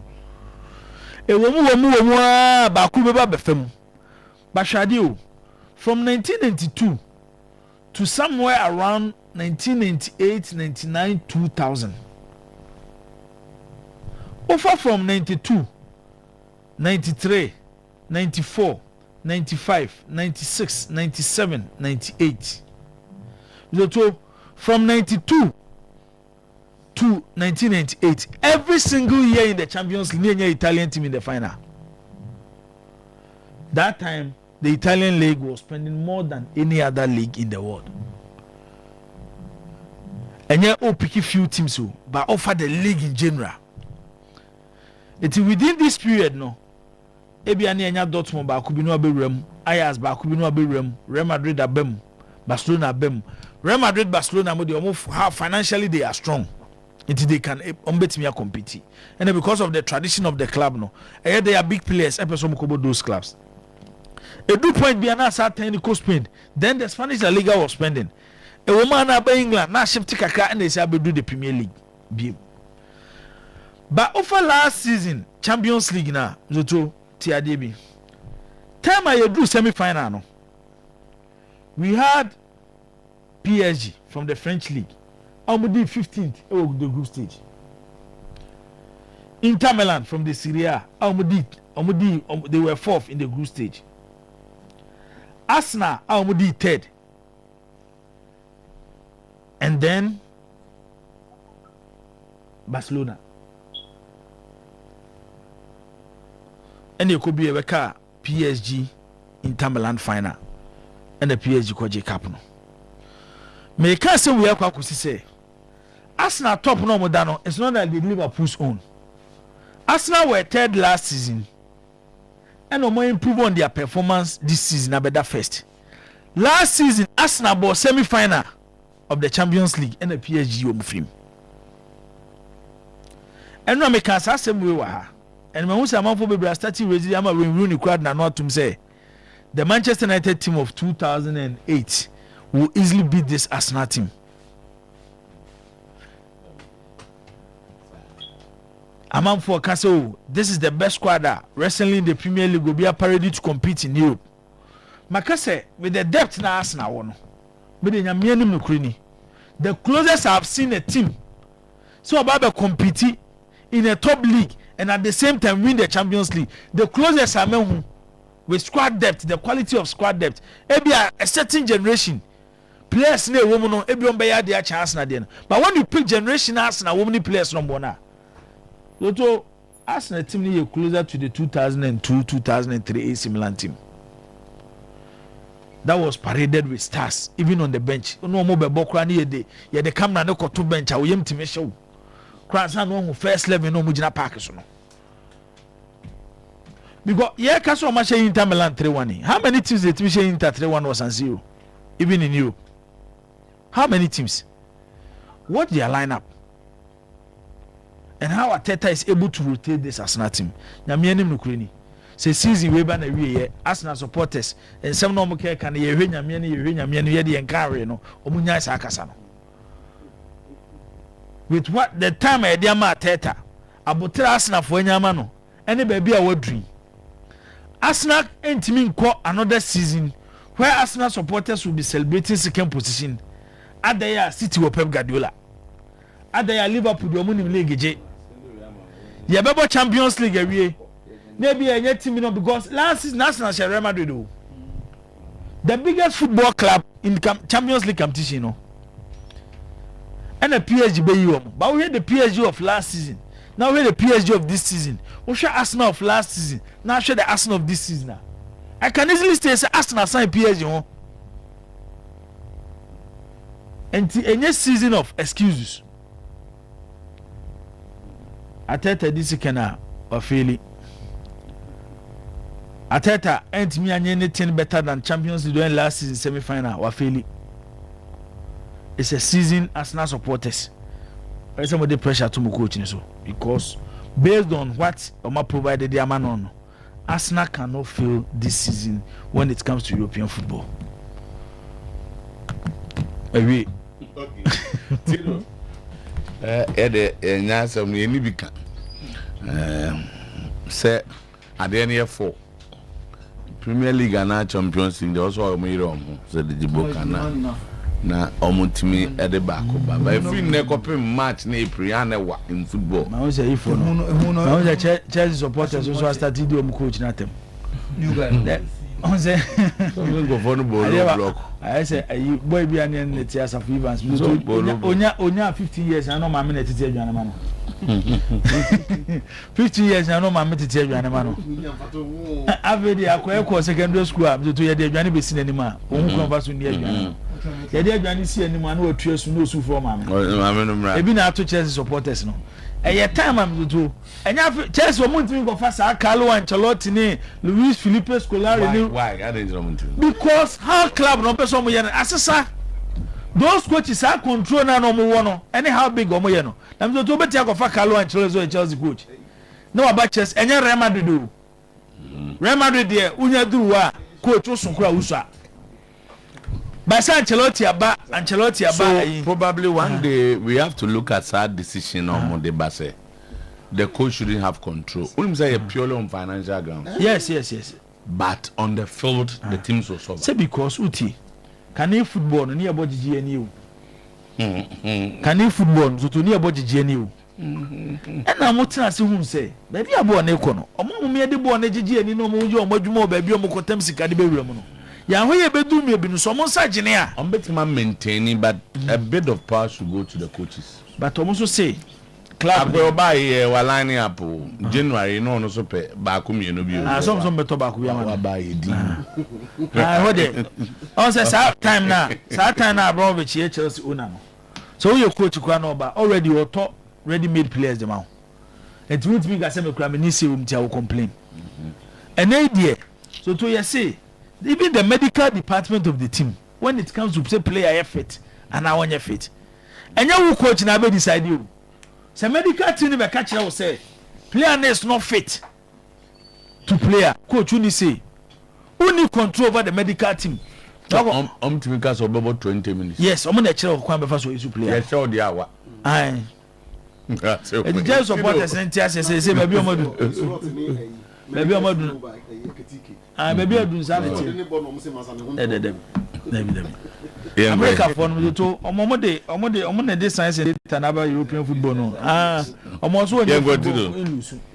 Okay, me da say na de tie no say police ya draw sharp imbus no de mesre woni pa biara wudidi na wonom se bomoden na pa bi ema bi empa fi ho ni nyina no ene say yedi dia ye nom no ye hia bibia e wo se koni padua no ye fa no enkwamwa yes ya na also bustu no wa de na so tia na wo bustu no kakran enu nti na me kan fudi ama wo se aduro ni atunu di sharp imbus nipa na ye na e police ni na de tie ni anokosem ni aduro no Kobi de baye na nipa da so no mu na baye ni hu say ya nhia duro ye nka kobi de brem ka ye nyina ye koye ni nyina ne say ye nom ye pe na ye da fia ye nko ba bia na busu system no emboa ne timi baye ya video no mu na progu ba bi ana doctor fo ni hwemu no kire say ense nipa ka so kobi de kwenti no me system no me busu no ni nyina no ene say wuja na kwasa e de to hon mu a ya de bi atwamu a no apaso turu no ahwes o hwe ya pe ho mre no aka ho no atena ho na mom so ba no so wa sharp ho na unu post na sharp imbuswa no de mreka no okọ ntianya nwanwa se ne omom yare se che yare diabetes for no enom ulcer cancer hypertension body pain ni nansa menstrual pains no eno so eka ho loss of appetite and stress when you no me catch you say obomodem ewuram ewo herbal shops also na pharmaceutical and licensed chemical shops wa obenya konya no to be anawato baako sharp imbus number no area 0246 208496 and that's 0261 388-149 number see me no and yare police near draw sharp imbus what we say no abusu tie ni ye ene ya me kan say asena say wo dwene ho aye otipa yes na me ba adwuma madundum me power na madundum bibia anwumere kra no me da me tibi kra say dum no today na e twesa ni nyina nsa nyama na wo yusu ofio no electrical appliances na ayemere na ho de no wo fom nti e twe sa bomade na sesem kakra ni nyina nsa wonya sika no to baako betu ene no na dem ho wasa sesem biem wo TV no fridge no iron no blender no fine no air condition washing machine burners eni nyina no ame enka wo se wo wie pa na je se ya fa phone ka ho sanso phone no so wo be hia for Techno laptop Samsung Infinix Itel ya wona charges ne hands free ni power bank e wo ho no mo de me de minim aye lobek de no ni nyina nsa ne ma ne papa na be chan so e de amawo enu ntia no pay waten kwa betana gum e wadum ne kaje tia ntwo no mu ho no mo wo se me nka wo se adum wo ben Prudential bank no kaje tia so MTN so ho kwa betana ba ko ho mo amu pizza tene de ye wo CGB bank no so fly no e station ho ana ho so medical culture say obehu yen e wo ho eno mo na kaje tia Morocco Tech Junction ko station ho outside near Sunyane Obuase Techiman Accra Tamale Boka wa ni nyina no obehu yen tikotoko Nokia baras wo mo bomodem na woni squad ni nyina no mo modem tomfa ho na monko pa bi san say lobek nyama de e be che e de amamo number ne 0501 635620 and that's 0501 635621 no when you love it nyama papa ni bi wo dwene we nyina ho no e ade a wo koto a oni nipa na bekasa na we se wo koto ade na manager na busa na se obi a wo no busa so na de na we yam toma na o kasa hye ne hwenem wo blow fuse ni nyina na ene se apostle no wo de no wontumi emfa enye fans eno nti anapa ne anwumre ene aka che se momodi ntwitwi yese se de be ya nkonkone na bia nko hye sim yese be pipe fita sansa sen de yense obi ade entu kwa na bia da atade yetimi ebomo kwa na menka wo se mrebi atwam enche kra ne yusu body tre ni nei bidie ne ebroso papa ewia e de atwese ma mese fatwika hakakra fatwia kakra enne sa de ni nyina no eni sister no mu biem sansa daje wasoro no num no nan oso do adwum no nsia obaden no kofa sa de aduro ne ka o chako toothpaste ano ana busua bia eyusu a se de ama sifita no egusu a ye de esre ebonum kwan ni nyina no ene sa wuram e wa shop mo e ma na ye maso no omo dia omo ton a ye ton ntem eno no e 0246 864 798 0501 454 462 ne nyama akonkan ohenri akoso adua ya yes owaduro ma me waduro ni nyina ne se power specialist herbal hospital wunya nkor hoda ene bomode na yade na ye no fe no busua fa ko hono wo mama yade fansa yade no do be se dem na wo nkọ adwuma enu se na wotwe na wo nkọ no na obia disconjoy everything e wa adwuma ne mu enu nti ulcer fibro kidney stone yakofa scan dia bayam kika fo no modie no liver care e liver no e be gina ye jirika gine die be ma bia ye pempa su ko weekend mu no na wo tobi na onom memenda ne kwasiada na jese ndro no na wo yi sisi ne mama ne numa de ne die ukosi su na wo di ahim papa bi e wo mpem ni nyina no medical car so Accra kwa benya ACP road power bus so kuma se die Kumasi Feya Sebuzunju Road Adwaya ne junction no so takrade yene Hantama Bank no ene pen 0244 544422 mamenka osa Franco de official se ye nyama we nye to se menka osa Nokia Samsung iPhone Smart TV 200 inches Franco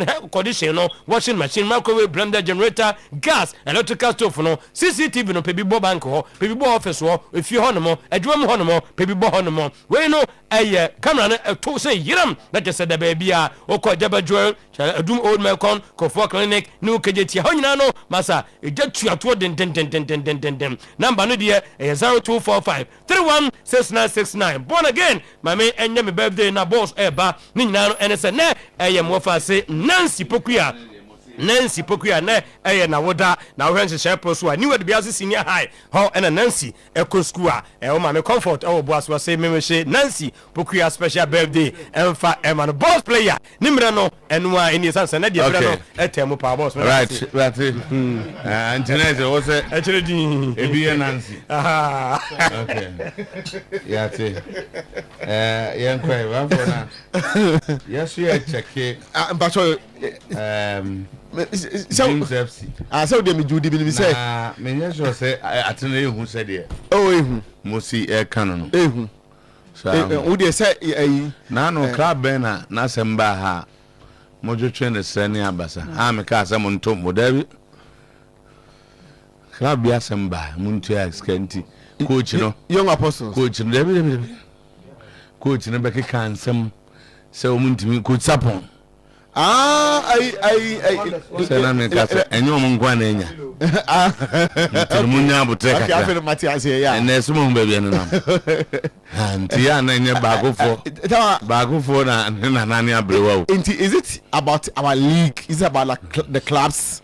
No, it's about direction on say also Matias say enye you plan like anybody is planning for his company for any other business until planning aye wo mo nim de eye ball no ene wo mo nim de business until wo form mo ambe team no so no a ehia say on say football people no obi onye football person on tititi aye kan ball asem e wo Africa an ka mo team say pay dinda one way businessman go for mo team and what the business idea is a push team and in here so we do safo munim de ni bi and na so we akamu de ni bi and now we wan as for tetoku and papa we ga ka secretary papa nyi odru nya ko oluboy no mo hafian mo ye won kofo bi omdo mo dwuma ne say omo fa product omo fa service na omdo ma de using marketing management plans, using the experience in brand management. Now, de no so bad become. Timumu copy 3 points. No one says players also you concentrate on nutrition. Players be very collaborating. Players psychologist almost no. Never hear approaching collaborating you. Ahana de be a player be a problem. They are bad boys, pow. But as a young year, one side. I'm coming about the same half on. Meanwhile, so football no nisika won't me more. Because now cherry bian, why 10 years we no go for bass abisio. Now the players here go no fuel in the map. Mugdu kono so mo beda hotel anza na mabo ball.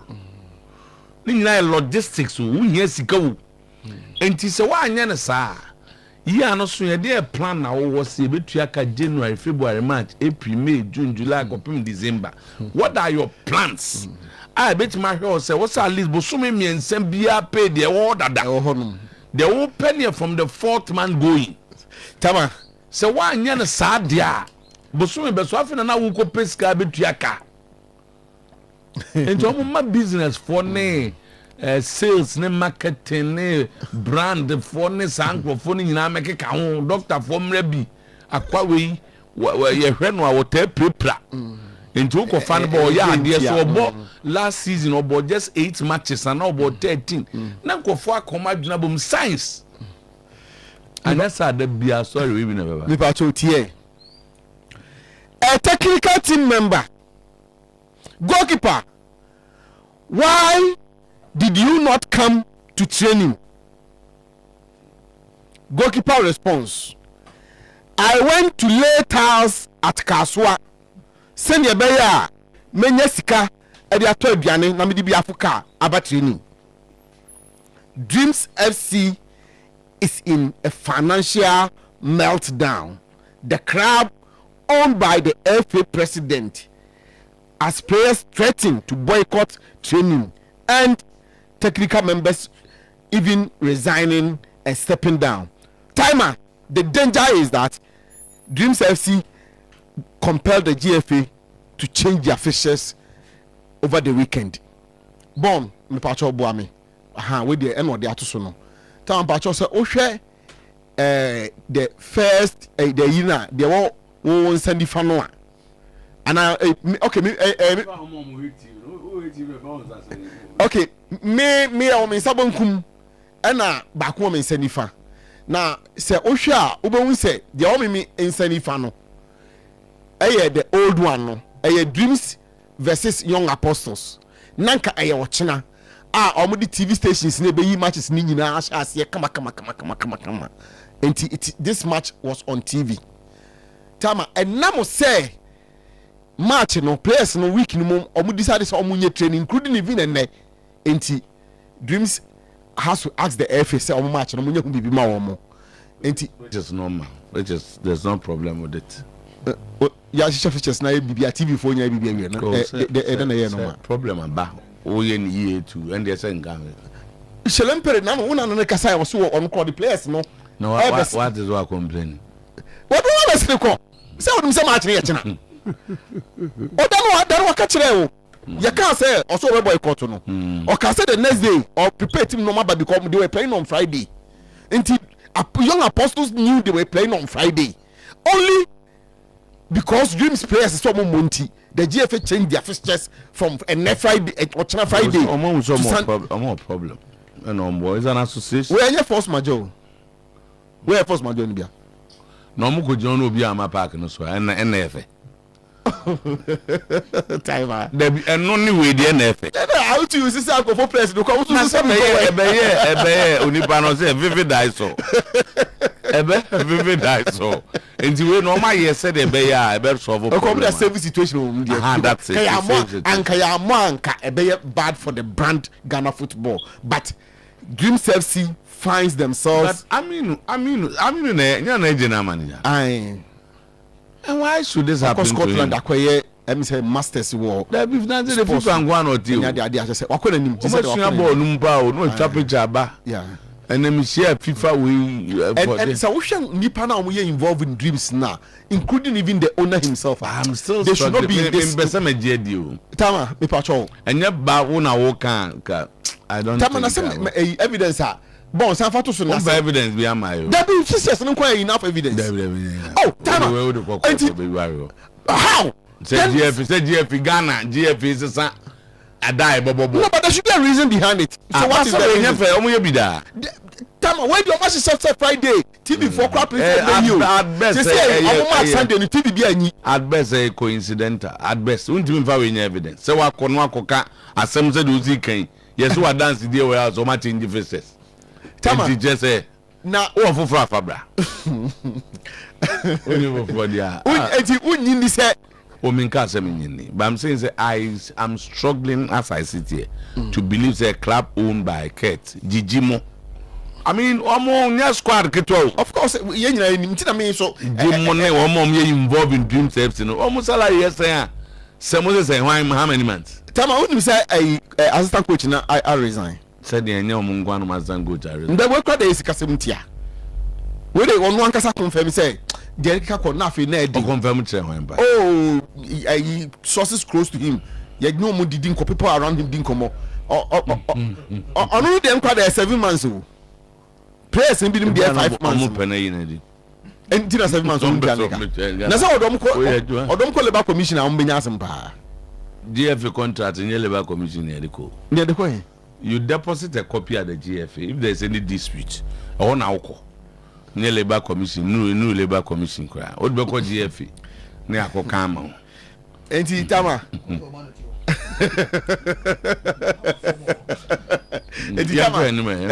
To see idea. because now no yani Shelempele kasa was say 1 million asa. Ono an ka kire no younger boss 1 million dey dey answer. Oh say asa da. Oh ya unjai. Oh tama. Oh say asa da. 1 million cedis Chele. Younger boss. Oh say ono high card na the for players kobo matches eba. O high card me nsakra ne ska na as no to den di asa. 10 billion. Asa da. Oh na say woni pa no. Card.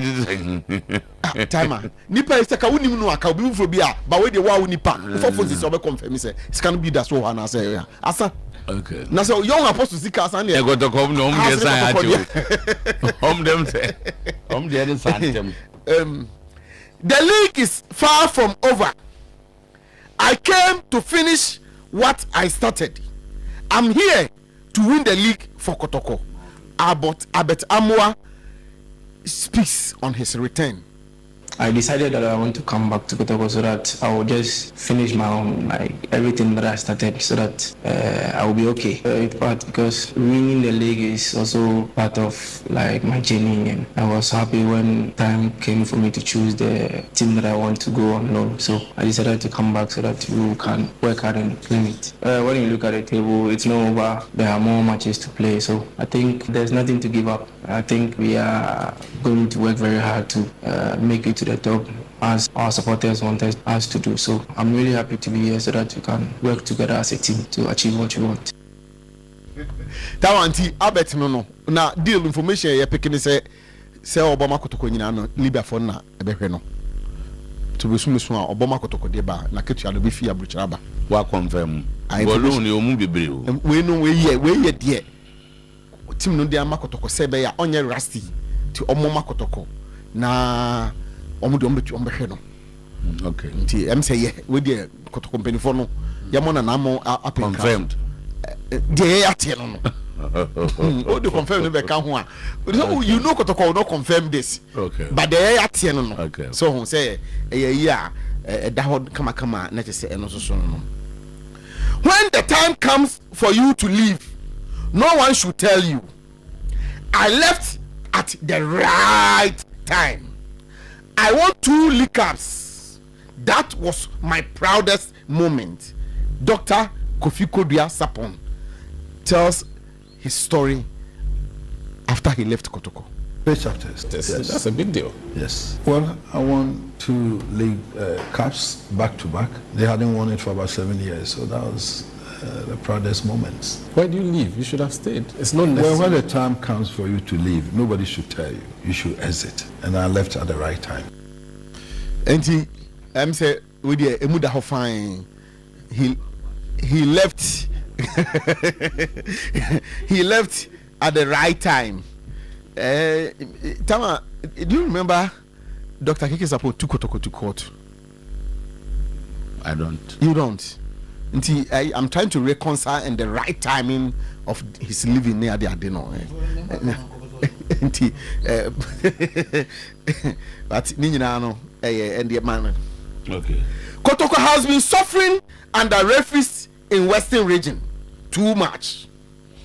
If Thomas Nunu was not asked by anybody to come and do a harder job for them, and he did not sleep in a hotel paid by somebody, and his TNT was not paid by anybody, then I forgive him. But if his TNT and his hotel were paid for by anybody, I give him to Asasia to judge for me. That's Kotoko Circus chairman in Western region. Tama, my emphasis on Circus chairman in Western region. Cases Thomas Nunu with Asasia. Officiating na ekos Western region. Full Kotoko matches. Baby a Kotoko esofa officiating point him say we no deliberate Western region. Na nia me kan say mate say Nunu ne papa ba say omo de chopper ebeba na omo hu say go na e go. Nia me kan say Nunu oba no ono na tua ne car buy. Ono na beda no hotel. Ono obi ankasa. Se wa nye boni bi enyo de ba park so be sisi Kotoko na mum go no disallow ne. Pure say mistake. never ya me the funu bɔ ne kyɛ no me ni ni asɛ na mo ɔba no ɔba so ɔba bɛyɛ adwuma aboa obi ɔba so obi atwa ne sika bi ama no ɔba so obi aka kyerɛ ne sɛ bɛyɛ wei nto ɔba bɛyɛ dia me de asase bia obɛgyina so edi match bia no ɔnkama sɛm fama no obi ne bɔ ne pa obi ne kasa kyerɛ ne sɛ kɔ ne because of me pɛ wei nti bɛyɛ wei ma me dia baabi a mbiri no bɛgyina edi match biara sasase no ɛnkasa ma ne edi tama isi adeɛ me patro edi me ka sɛ Thomas nyɛ Thomas Julian nunu asɛm na me ka daakye hene asɛm a wɔde abeto dwa no sɛ asase nkasa ma no tama so obi kasa asase nkasa ma na ehu paa o okay babo that's it. Thank you very much Captain penifo ka se bi se oye fonsa na oye ode daakye hene Bruno ya kan sema kese na ohu se odon so no se nkofo bi na se kofa no asɛm a wɔka ebe cocktail no so to se sa so no unim so to you can maintain yeah me can say of course yes referee no anya de nya yaka ya ka say the appropriate quarters no edi nim dili me kwa da bufu kwa na say ade eno ane na sa mo sa ma FIFA badge ni asa de amano no na ma be wo self kra but ade na e koso no obi aye bi o referee CC teams obi she goes anyin obi aye bi it is that in our kind say ana ho ahwan na wakodo bi do twa hotel na ho ahwan so mu so ye bia edua na obo na beten na kono so awusu bo that in me mo odua na me refer no me be kan no edua ye bia no ade say from that the first kind of football koso dan na me kan ase ade na si ana akokan ye so team no se bia si kotoko ye kokan mu takotoko bo be tu stadium ene ente koto ba bia na ne kan ko ye den ama me because me kalpa no heart of lion na tanto kotoko kuma baba era sports stadium kofo bo last minute go that net am lion supporters see obi na age omanya 3 points na referee abase board nyego ye kan kroma kan kesia me ye ati na ba yi on say am ye equalization I hate to do that but because it's here so make us want to no mo zun kan ko na ye nyama appropriate quarters in dealing with the referee no akofo du abosa bam de na to kira wo so utim ko benefit ya obodu ho ebo ho na ye da mo no wofu ado a afa ye bebu sam no na se hu ade krobo se bia bia ball na no bi sa na bia na ye adwuma ho ho futo na mi YouTube afọ awu se we da min kan boni misoto Dr. Keke Sapo akasem na me na me ayi na no ayi fixes na no begu na ba for the go table ayi TV so na epe ka Sunday weekend the league matches they go you dream such match any young apostles meanwhile the team are all top league and bobo efe power say am for you say e come on bobo efe power no mediama ebo against Carola not a match it's a decision is not Dr. Keke Sapo Okano couple of nations never say belated yesu hu aka ho asema ya nkobi yakobo wi krama do be judge Ghana the only thing between that proud you say your referee koye enya top matches edie excel eti emna na other referees no emulate ensua bibi from that but then as a nation sa talk shop no there be a situation bi yes there be a situation bi kwa ye be ka ho asem you say we ani akoda but the same mistake no ye be sa repeat no ana yes esua free mo ti na Dr. Keke Sapo ka o ka de be royal league mu enema bia be hwa enko ye dem ye ya nya yes no e de na yes improving de na yes ye ne ko anim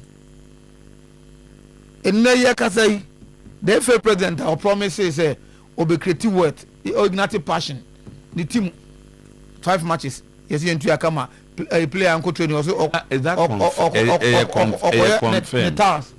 yembese china yetiana dream set for issue statement say omo problem ni team the players na mbuza say ma confirm ni nyina aka Ghana teams so be kan so ho ebi o say be has dey be kan mo ka say nyene kure eventually it manifested what you say idea can one does ya can na wo ho just that be a month no you can more than the net year but eventually it was clear so mudika And no buy has say obutu and asaka asamba be do 3 say no so san ho musoto asiana and some no say ye boa but your team is not so about control but eventually not you know. And you know I'm talking about and some of Dr. KK Sapon aka it they are for officiating no make us about so referees e name ko say 1 week a man football no confusion ni apply obiti na first house of folk dreams ashe yanye na kotoko akọ gold stars na kotoko ashe yanye and so on and so forth. I first vision na you know you 12 minutes atoso miami ashgodo na fair 15 minutes you take na referee upon these are nema koso aye nema for the last 10-15 years you've been in this situation you are not seeing changes. But the FA president came and promised us igniting passion and create wealth. But yet, your clubs no become poorer and poorer by the day. It's young people from Cup of Nations, Yanko. Your club, but young idea. Young man referees and who say only a key stakeholders of young football, and for that, almost all a duty. And then a FA president beat me. I am clubs no. I am richer and richer. Oh, say FN there. Who create the business environment my clubs now. Right. You know FA president. And you know FA president. I know is that I know per se as a person. Odiana be critic. I know as a person, but I know he's the leader of the FA. There's an hour can football. No, you want now be my example. We are now working. The binumu only akanomne or more football knowledge. You know, it's important, very very important. But you also need business mindset. I work on one. You also need people who come with Dr. Sapon can't seem be.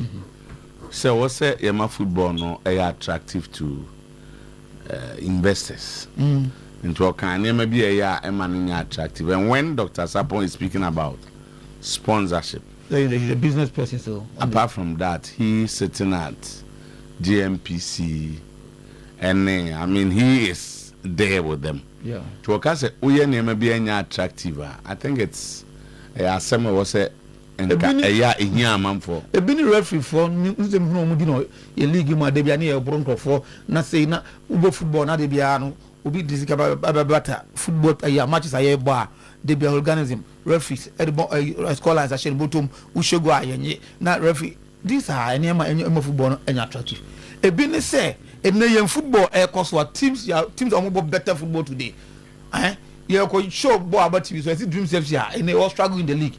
The player did it. Some modern friends say why I didn't know the show match. And yes, yeah, they are not. A Burnley never West Brom da.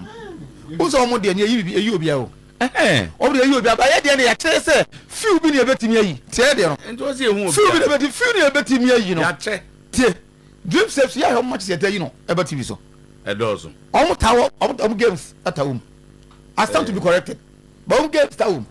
But it is because almost I don't think you say at Trekumani at any you got on as much to do. You do it. Cotogona as if you are. Cotogona as if you will be the top league, you know. Will give away. I'm just saying, is there anything that suggests on our top you league? Let's say, but and let's say you feel they are. It's say the good ones, no. They have shared them. There's a schedule. Yes, sir. Say there's a schedule, and you regret it. The schedule, no, me say favor conformity. And I'm saying, I stand to be corrected. Evidence, bro. Dreams FC. I want to believe that among matches, I tell you, I have evidence. As for home matches, we will tell you that dream number, you know. Meanwhile, I'm going to be okay. Yes, is it? But if there's anything, we can do it. The boy inside. Just because some boys don't control India, we are putting on game. If you don't get into example, what I know is they have shared them. It be you matches see. It be you matches. The first I would dash room and just on one say you match. Because your car can be said. So if you match the door there, you have to pay me more. And now my say we say be check.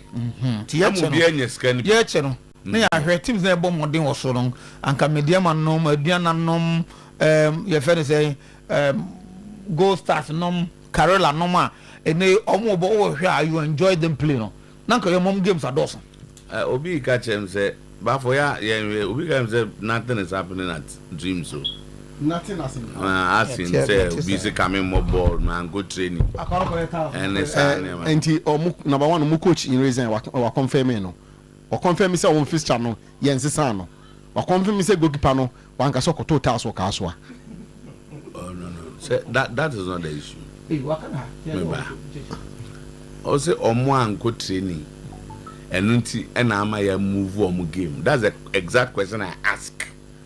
And now one mommy say Bibia say into accident na match no match Musami question match say be no Sunday and ochena of team we no on free dreams so it's somebody I just ask no but them the mama fans say oh your dreams you say so no yeah production alongside oh of course so I only ask him to check who say me busa obi so no dia baby or say there's no set boycott o ma come training boy bibia one out of the bunch. Oh, they can't say referee coach are resigning at the end of the day. Say coaches that they resign every day. Be a coach now personally ni sika sem but say a year club ring in ana or more financial meltdown.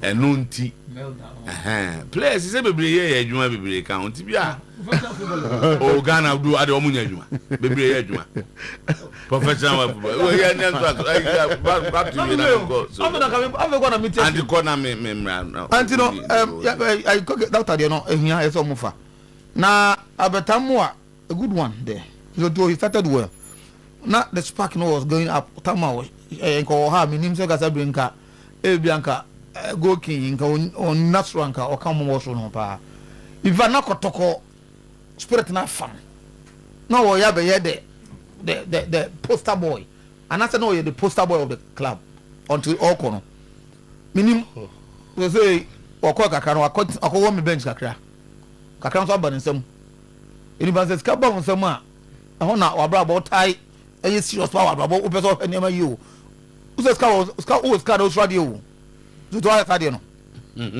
ska ba nsem na start radio you know so if obema that level na before say okọ no was starting page na then Kotoko have a player now. Oh, who's the league? They say 8 points. They separate Kotoko ne mediama. 8 points. And I say I can play 15 matches in the year. Let's go. What you might. But I know say we to until say all corner. Na ne level no. I was so pa. Now he was playing very well. So it's a fine addition to Asante Kotoko. But at the very hearing I can. So Asante Kotoko Tony Asante Abreno no Asante na Kotoko elbows here you know.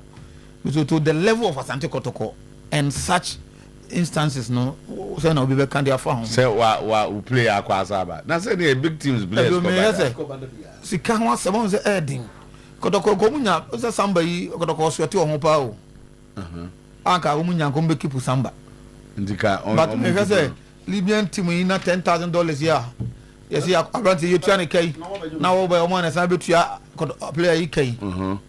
The Bena Kotoko said Kotoko is here big as you win. A bit to me, how much a crab 5,000 because some bank of better. But I say, you don't no, me they say in opposition. Me who I got to pay a salary of. Say Libyan team be no to 10,000 na dey akokwa say ko ball. Kolo music asemi. This is oil rich Libya. Omo economy ne. Obra no mo ball no ne dey ne nyepe. Yes. So we dey. You go to Kwasamba. Now we can we own to ne be. Doctor But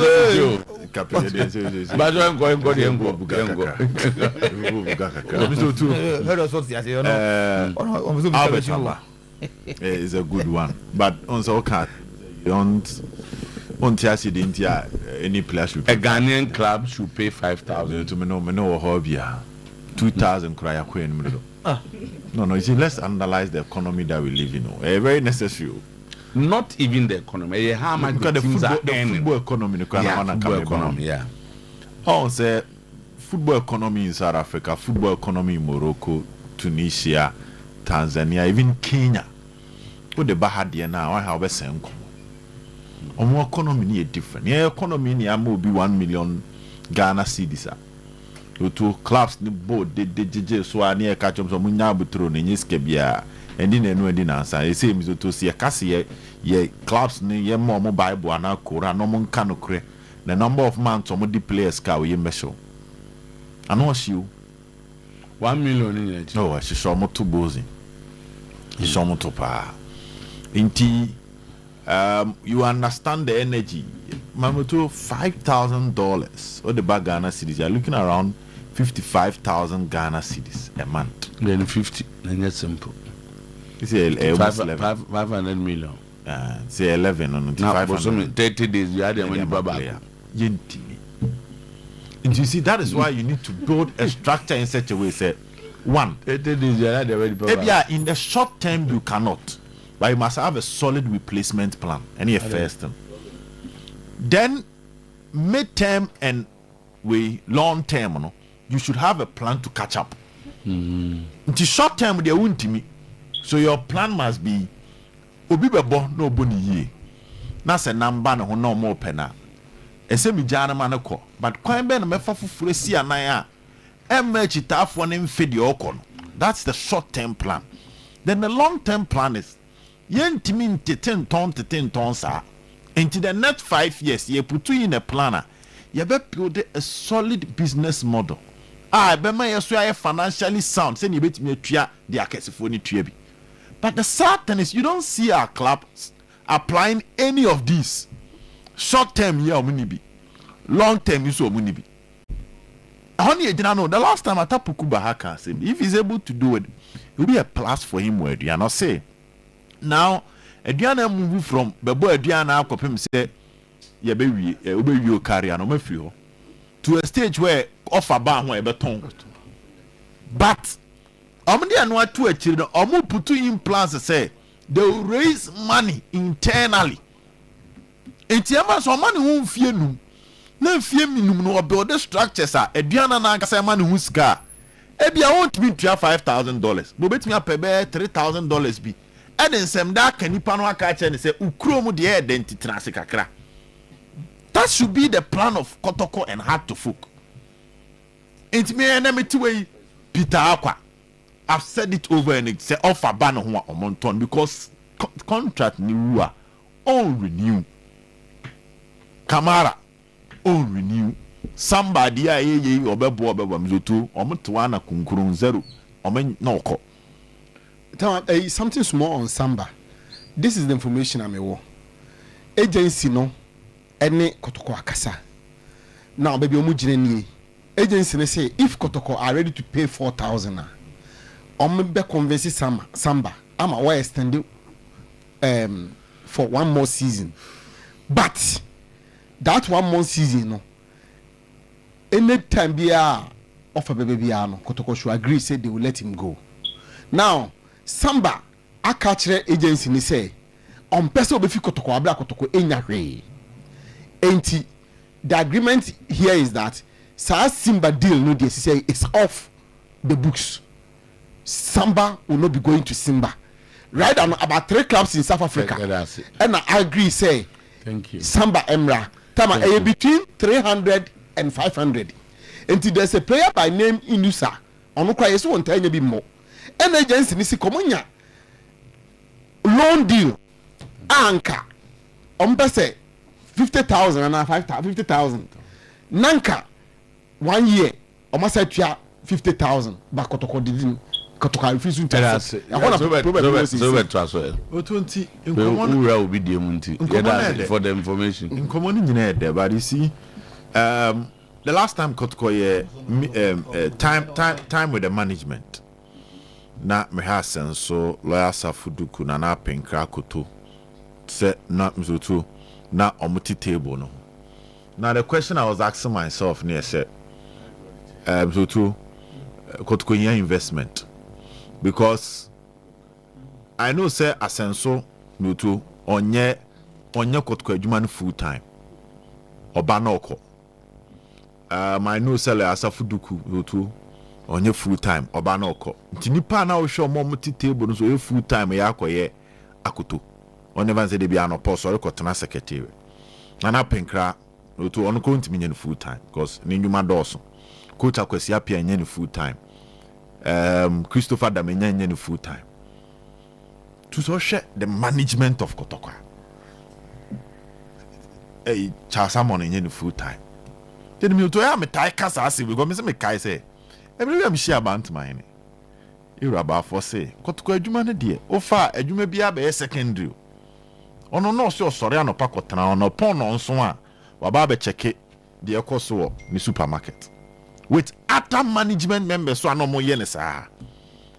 So ade na nka se free ade ni ti no si amfa sika nhyebu wo ha atiase moto ya amfa sika because you should be paying people well and giving them targets. That's something nyina no. Okay. And so be ka se ye nkotua player ka $4,000 $5,000. Na nipa no no tin chen so ye adwuma no ms scan ba no ono ne de na koye boamene anya. Okay. Boamene because the last time last afu dukuba e bisan say Kotoko etuaka. You ask him that question you Kotoko de etu wache adwuma. Okay. Na obi nya na tu wache ebra wo na busua awon na bra boy so obo otumfo de now see say any pe to ya ditum say any pe be da ya adwuma kofa $5,000 abam ye de atu obi ka every day ye nya ne sa me to nyoma asesa no then tia na ne ka Chelsea asem say nyoma asesa. Okay, people must be working baby pa be 20 a business department no kwa asana ebia media ba ansana brands aba wanya ne sa na ye beboame a problem oda sori na o ye na dwuma wia no e free a say me ye Kotoko adwuma ma me nye bibi ma and another discussion for another day na over the Dr. Sapon come about investors are based on the state of our league. Omonyo madwin so de skaba be she Ghana Premier League and so be investor na league dey say dey city dey obi en we serious investor in this gabishim. I pin was in pain. What can I don't say? Asenso is employed full time. Okay. That is information we have. The state of our league is the two. On say you are running a league with 1 star. I can't first running a league in 1981. Sana 2026 year league. On sorry anopa ehun se bibia be kan league no ho be attract to be. So then who could tare league no. There be a say the teams might be there, but say I'm for the right personnel. Someone running a football now. See ya na be. At that bind the 1 million Ghana cedis ye di ama club biano. Me say mantias ye that. I don't know man penye mahama ye. Me mentias you. And your idea is sustainable. So what then ye?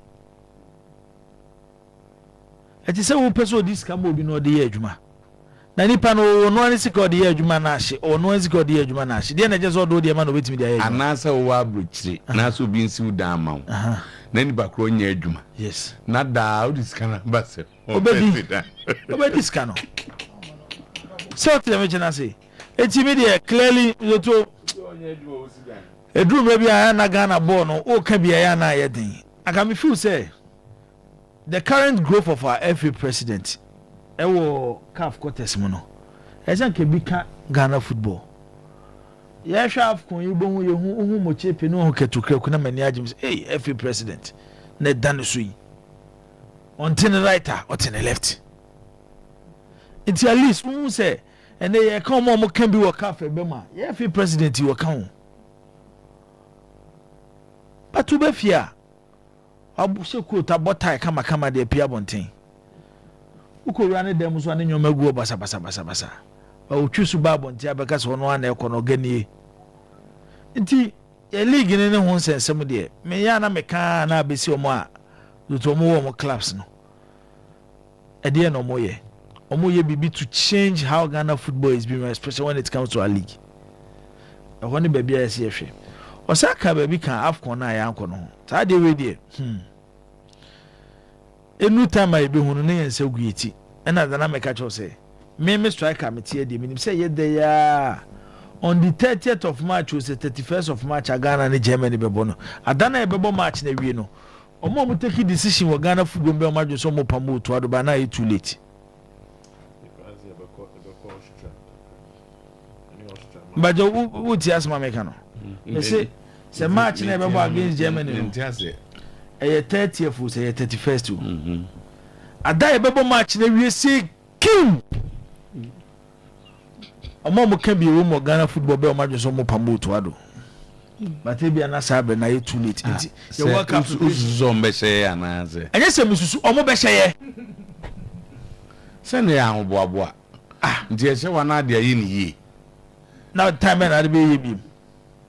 Omo be hye no kwan ne se Germany be hye. Omo be hye pa so. But ye bobo na wie no. E ho na abete na coach no ke hu yan ke pamo no na ye too late. Nti aban sika I the ball World Cup qualifiers na yeka. Eka your ball blasters on yeka because of coaching. Ghana ni bia ni pepe se World Cup ya your boy ya qualify ye. So to your modern bonenye. By a qualification no akata ye ni dance ye be fi ni pa ni be hwe ye team no. Especially coach na what bench no. Na see a call 2022 World Cup wakata. Squad na the call 2022 World Cup. Ne form and players. We be no mind don't work World Cup you. Na mo refi. Bibia the DPFA or 2022 kata se coach na nyade. But still ya World Cup ya so ya kwa ya bomoden no. We the one who rekwa no coach nsa no adwuma. Hwedoya 206. Hwemilo 2010. You could clearly see coaching. But in India, you can't know to Cup of Nation Yankubi, Yantas and Fan Henyoma. Oh, dear, young fan say, World Cup in any African countries, Cup of Nation last for an air quackable. The idea will come on air 5 near Doty, when you're very. I only Black Stars in the crowd. Na say won him say me stance on the Blasters when it comes to quality of players. Me catch us Nigeria on bit me catch us African level you know bia wo. Nigeria bit match. On be sheye. What's any problem you want to say? You know mjiji ananse na mutimi che. Oh be ma boda. Ye ko bo match ba ku bi na ye ya. Team na ye, team na ye, team na ye, team na ye. Who did you take Ghana for be na nkasa ba Blasters team no. Say di padodo na aside World Cup never na man for concentration will come betu no. Eti kwan na omde be kwan na ombe kwa America no o ese kura mo biem date no mo se amfo message sanko na mo family interview why say anti o bebo they understand yem fa kwenya 1 minute in enche that's about immigrant so obi o me kwotena ho and now once you have a ticket the World Cup dates are available for interview into any day eti be ma boda me de minimum no na kan be se menya bre na meka kotoko circles asemi me sure say nei omo take decision say yenkoto aba na yenkoyi kotoko chairman and they will be at na so because ma ha sante kotoko na kotoko ko ni nyina wo promo ni manso twe a circle you to omo pe manso papa and there be am kase say you attractive say you attractive at every crucial point omo be a problem e de masante kotoko you to yamfa no kran kansem yes e pese kotoko supporters na omo register of abu census omo contribute no omo koto abako yi chairman adam this side we buy na me bo mensem adam say tie say yes circles for ba na omo kwa koto no eno ne yakwa akoyi empanyifo no be kwa akofa forms na ebe pass wo no omo na ebe gina ho me ato so aba mo na me se buya semasi kotoko me ka na se ase amo na me nya adwene ofia wante me ka che say me ka che mo say ekwan mo fa so ato sa aba na akoyi chairman enye okay he was me ka che mo say enye omo koto ama wa ba be chairman for everybody I think he said me ka che say enye ekwan no mo fa so no amon tene no na se den e besi ya no se solo no so de solo no so woni se so the circle dini na ma ono solo no so se bi ne ho nya akono se circle dini circle ne nya akono sisi nye so enye so me ka solo ho nya akono me ka so the circle ne bata no de na ma circle na a problem it no opportunity no on brand no say de be ka se solo di big topic discuss na enti assembly abobo ba no me de circle phone bibi na afrefre me Ebe bi okura ne chairman so lo atwa so. Ebi ake kan madwene kura kire no. Ever go highway. Ewia. Ade ne kwan say Ashanti radio for ne share tree. Masa me no be agene. Ewia, etu no on that note, Mr. me de ni kire Mankasim ba fikrom. Na me de bani a kire Edu Heba Hospital. Mankasim ba fikrom ni Accra, Odoko official town. Ena Mr. me ne wo ekasa. Madam bi send message. Na say Edu Heba Hospital no e charge me take here. Madam for message no. 10 seconds. Ya ne be ma kwa mo akasa. 10 seconds. Hey, masa to wo. Your friend Ben. Or Australia. So be so busa say process ben your first person report to FA president to FIFA process ben the first broadcast once at the bench area highway won't highway near pen wasem environment no Mr. Suffer stroke so the unim no ya chance afro service to for niche magazine ba fi go na wa for the be hard here woni coach amansa no Dr. Dwe yenye udeni na no na panyi private frame fi Accra vado very popular musician when you pa okay minim so ya imagine democracy ni and the wo busam say what is SMBTS na ye pa of course na obenya bo ntimi ma Dr. Edu kra ye so mfre no okay na on cheche no munti edu na kwa chiri Mitoto enema na make a signature off air say me say me dey sign na ma problem Mitoto enche foforo ba consignment ba eba udi wom na the omni say who 90 years cry SMBTS Emma acts like a 50-year-old guy. SMBTS na juma no. Say Mitoto e man tey ya abaya na say bo so ma ko fa bi ya